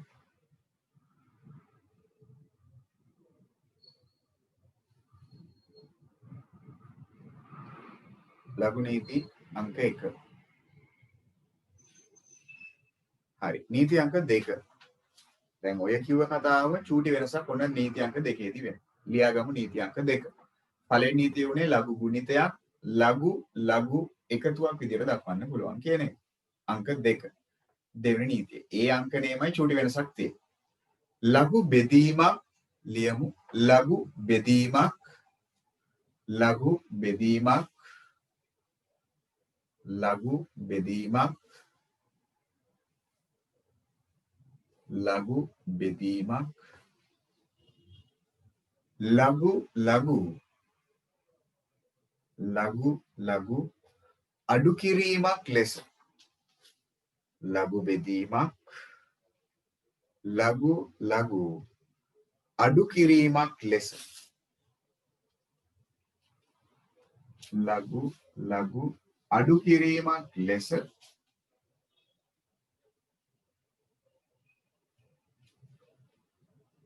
දැක්විය හැක.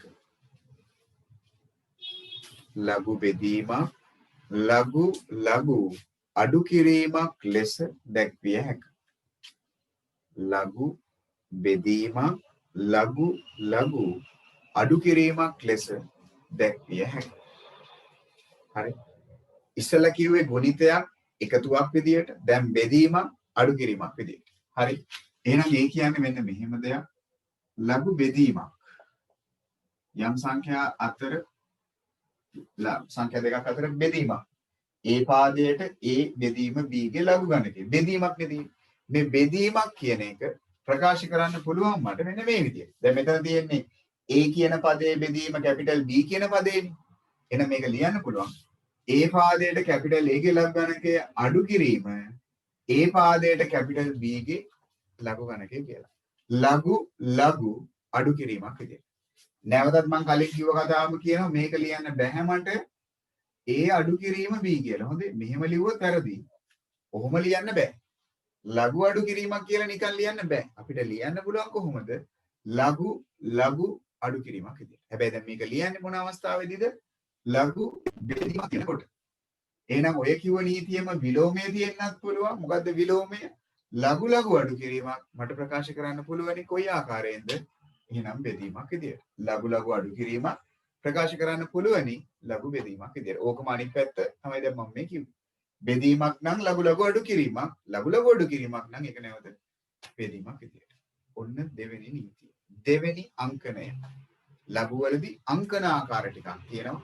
මේ තමයි දෙවෙනි අංකන ආකාරය. පළවෙනි එකේදී කිව්වේ ගුණිත අංකනයක් ඓක්‍යයක් විදියට. දෙවෙනි අංකන ආකාරයේ බෙදීමක් අන්තරයක් විදියට. ඒ කියන්නේ අඩු කිරීමක් විදියට. ඕකත් දාගමු. ඔන්න දෙවෙනි ලඝු නීතිය. හරි. ලඝු නීති අංක 3. ලඝු ඕනෑම පාදයක ලඝු ඕනෑම පාදයක යම් සංඛ්‍යාවක බලයක් ඇති විට ලඝු ඕනෑම පාදයක යම් සංඛ්‍යාවක බලයක් ඇති විට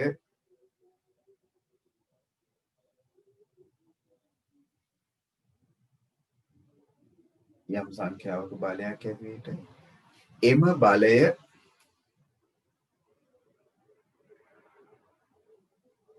ලඝු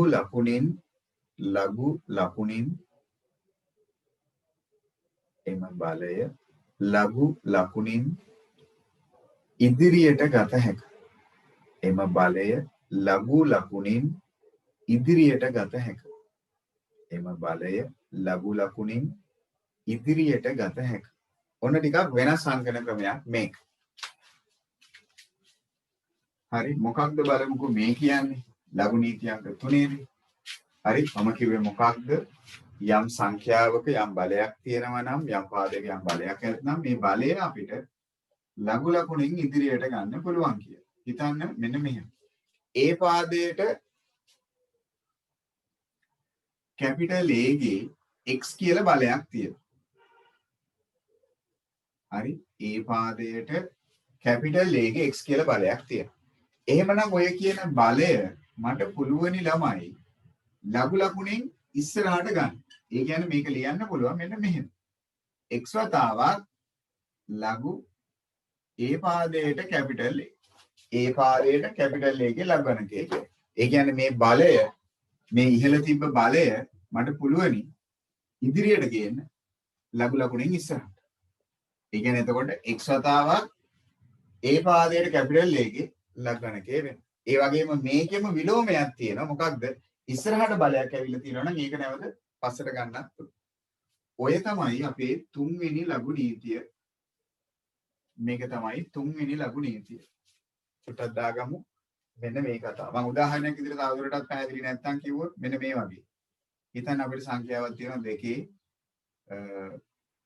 අපිට හිතන්නකෝ තිබ්බයි කියලා 25 දෙකේ පාදෙට 25 ලඝු ගණක. මට පුළුවන් ළමයි ඕනේ නම් මෙන්න මෙහෙම දෙයක් කරන්න. 25 කියන එක බලයක් විදිහට ලියන්න පුළුවන් 5 2 කියලා. ඔව් නේද? 25 කියන්නේ 5 දෙවෙනි බලය නේද? කට්ටිය කල්පනා කරනවා 5 දෙවෙනි බලයේ 5 5 10ක් නෙමෙයිද කියලා. හරි ආපහු නිවාඩු පාඩුවේ කල්පනා කරලා බලන්න 5 5 කීයද කියලා. 5 5 25යි. එහෙනම් 25 කියන එක මට බලයක් විදිහට ලියන්න පුළුවන් 5 දෙවෙනි බලය කියලා. හරිද? එහෙමනම් මේ බලයක් ආවනේ දෙකේ බලේ ඒක මට පුළුවන් ඉස්සරහට අරගෙන මෙන්න මෙහෙම ලියන්න අවසානයේ. දෙකේ පාදයට පහේ ලඝු ගණන. මේ දෙක එනවා ලඝු ලඝුණෙන් ඉස්සරහට. ඔන්න අංකන ක්‍රමයක්. මේ නීතිය පාවිච්චියට ගන්න. හරි. මේකත් දාගමුකෝ. ඔන්න ලඝු ගණක නීති අංක 3. හරි ඉක්මනින් හරි ඔක්කොමලා හරිනේ මෙතනට වෙනකම් ලඝු නීති 3 යටතේ හරි පළවෙනි එක ලඝු ගුණිතයක් ලඝු ලඝු එකතුවක් ලඝු බෙදීමක් ලඝු ලඝු අඩු කිරීමක් බලයක් ඇත්නම් බලේ ලඝු ලඝුණෙන් ඉස්සරහට ගන්න පුළුවන් හරි දැන් බලන්න ඔය කියන කාරණාව අපිට වැදගත් වෙන අවස්ථා කොහොමද ඔය කියන නීති 3 වැදගත් වෙන්නේ කියලා හරි මුලින්ම අපි ගත්තොත් මෙන්න මෙහෙම හරි පහත ලඝු ප්‍රකාශන හරි අපිට කියනවා තනි ලඝු ගණකයක් ලෙස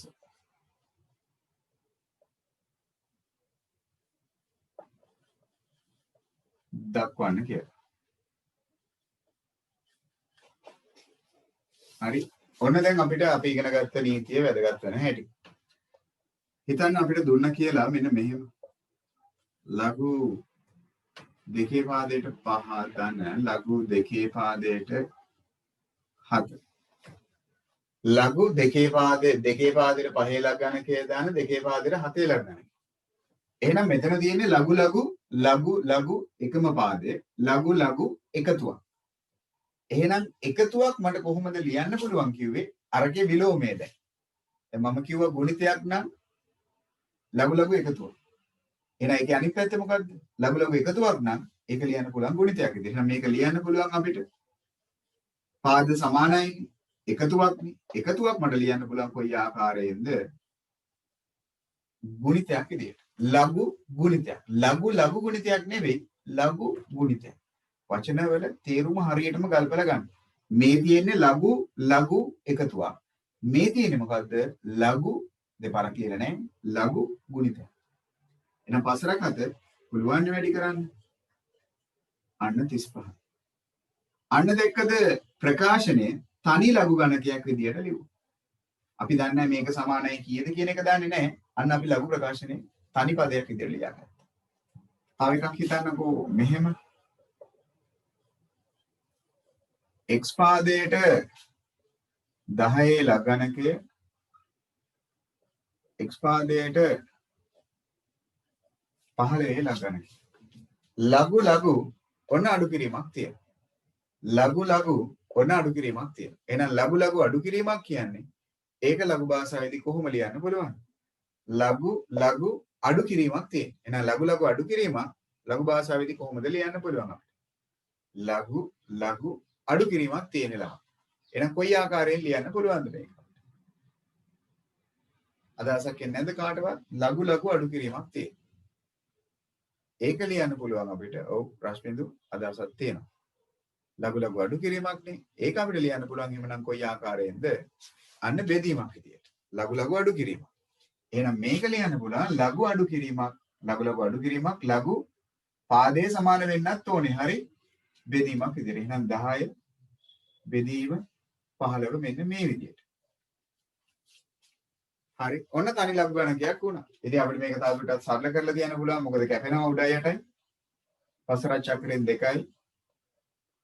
පසර චක්‍රයෙන් 3යි. එහෙනම් 2 බෙදීම 3යි කියලා. කොහොම තියන්න පුළුවන්. හරිද? ඔන්න අර කිව්ව ලඝු නීතිය ප්‍රකාශයට ගැනෙන විදිය. ලඝු නීතිය ප්‍රකාශයට ගැනෙන විදිය. හිතන්නකෝ මෙහෙම අපිට තියෙනවා x පාදයට 5 ලඝු ගණකයේ දාන x පාදයට 3 ලඝු ගණකයේ ඍණ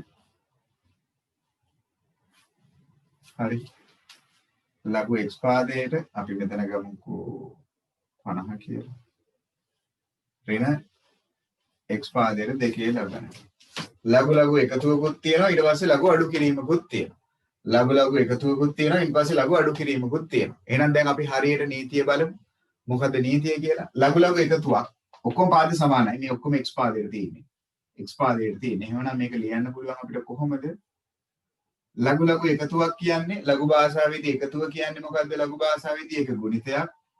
ඒ කියන්නේ 50 වතාවක් 3 කියන එක. අඩු කිරීමක් කියන්නේ ඒක ලඝු භාෂාවේදී මොකක්ද? බෙදීමක්. ඒ කියන්නේ මට මේක බෙදීම ලකුණ දාලා මෙන්න මෙහෙම ලියන්න පුළුවන්. බලන්න කට්ටියට වැඩේ පැහැදිලි වුණාද කියලා. ලඝු ලඝු එකතුවක් කියන්නේ ඒක ලඝු භාෂාවේදී ගුණිතයක්. ඒ නිසා තමයි 50 ගුණ කිරීම 3 කියලා ලියාගත්තේ. අඩු කිරීමක් කියන්නේ මොකද්ද? ලඝු භාෂාවේදී ඒක බෙදීමක්. ඒ නිසා ඒක බෙදීම දෙකක් කියලා බෙදීමක් දැම්මා. එහෙනම් 53න් වැඩි කළ දෙකෙන් බෙදන්නත් පුළුවන්. එහෙම නැත්නම් ඕනනම් 2.50යි කපලා දාන්නත් පුළුවන්. 2.50යි ගැහුණොත් 25යි. එහෙනම් log x පාදයට 25 වරක් 3 75. ඔන්න තනි ලඝු ගණකයක් විදිහට ලියාගන්න. ඔන්න අපි දැන් ඉගෙනගත්ත නීතිය අපිට ප්‍රයෝජනෙට ගන්න විදිහ. ඉගෙනගත්ත නීතිය ප්‍රයෝජනෙට ගන්න විදිහ. පැහැදිලිද? අන්න අර අංකණය භාවිතයට ගන්න විදිහ. ඔන්න දැන් අද දවස් තුල මුලින්ම කියලා දුන්නේ ඔන්න ඔය කියන නීති මාලාව කොහොමද පාවිච්චියට ගන්නේ කියලා. හරි. මේ උදාහරණ තුන දාගන්නකෝ. ලඝු ප්‍රකාශනයක් තනි ලඝු ගණකයක් විදිහට දක්වන විදිය.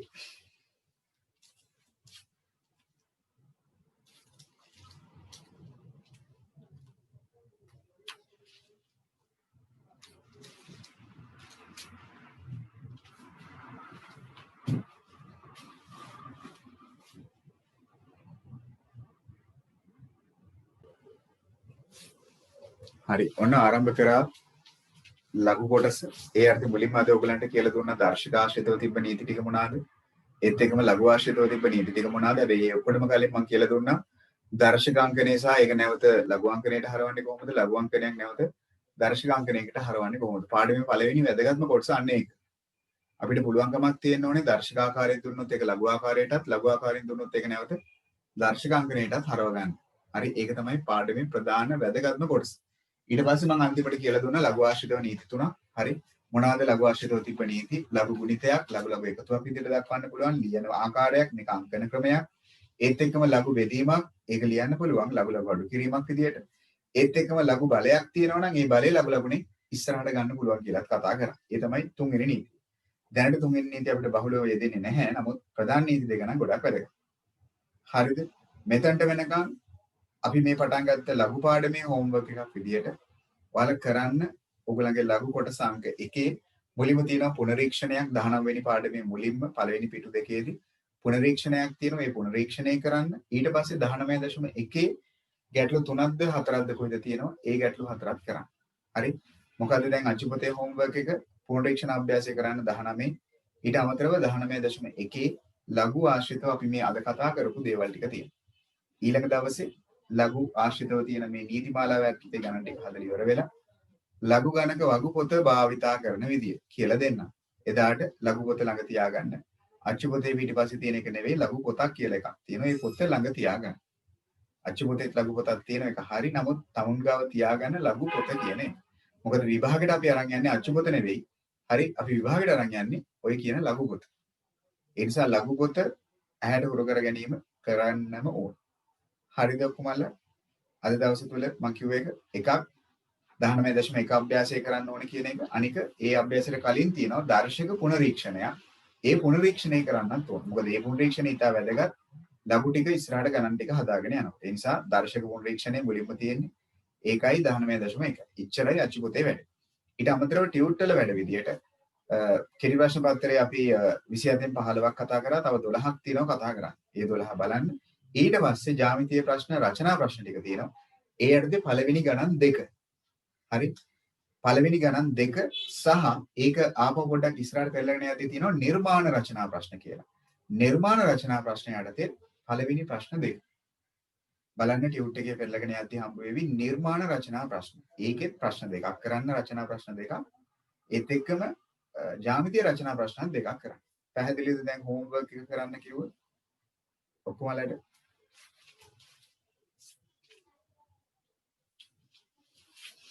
ඇහුන් නැතුව ගියත් දන්නේ ඒ ටික කියද්දි අපේ ළමයි ගොඩක් අඩු වුණා 15ක් විතරම නැති වෙලා ගිහිල්ලා මට පේන විදියට ඔව් ඩේටා ඉවර වෙන්නේ නැති ප්‍රශ්න ගොඩක් ඇති.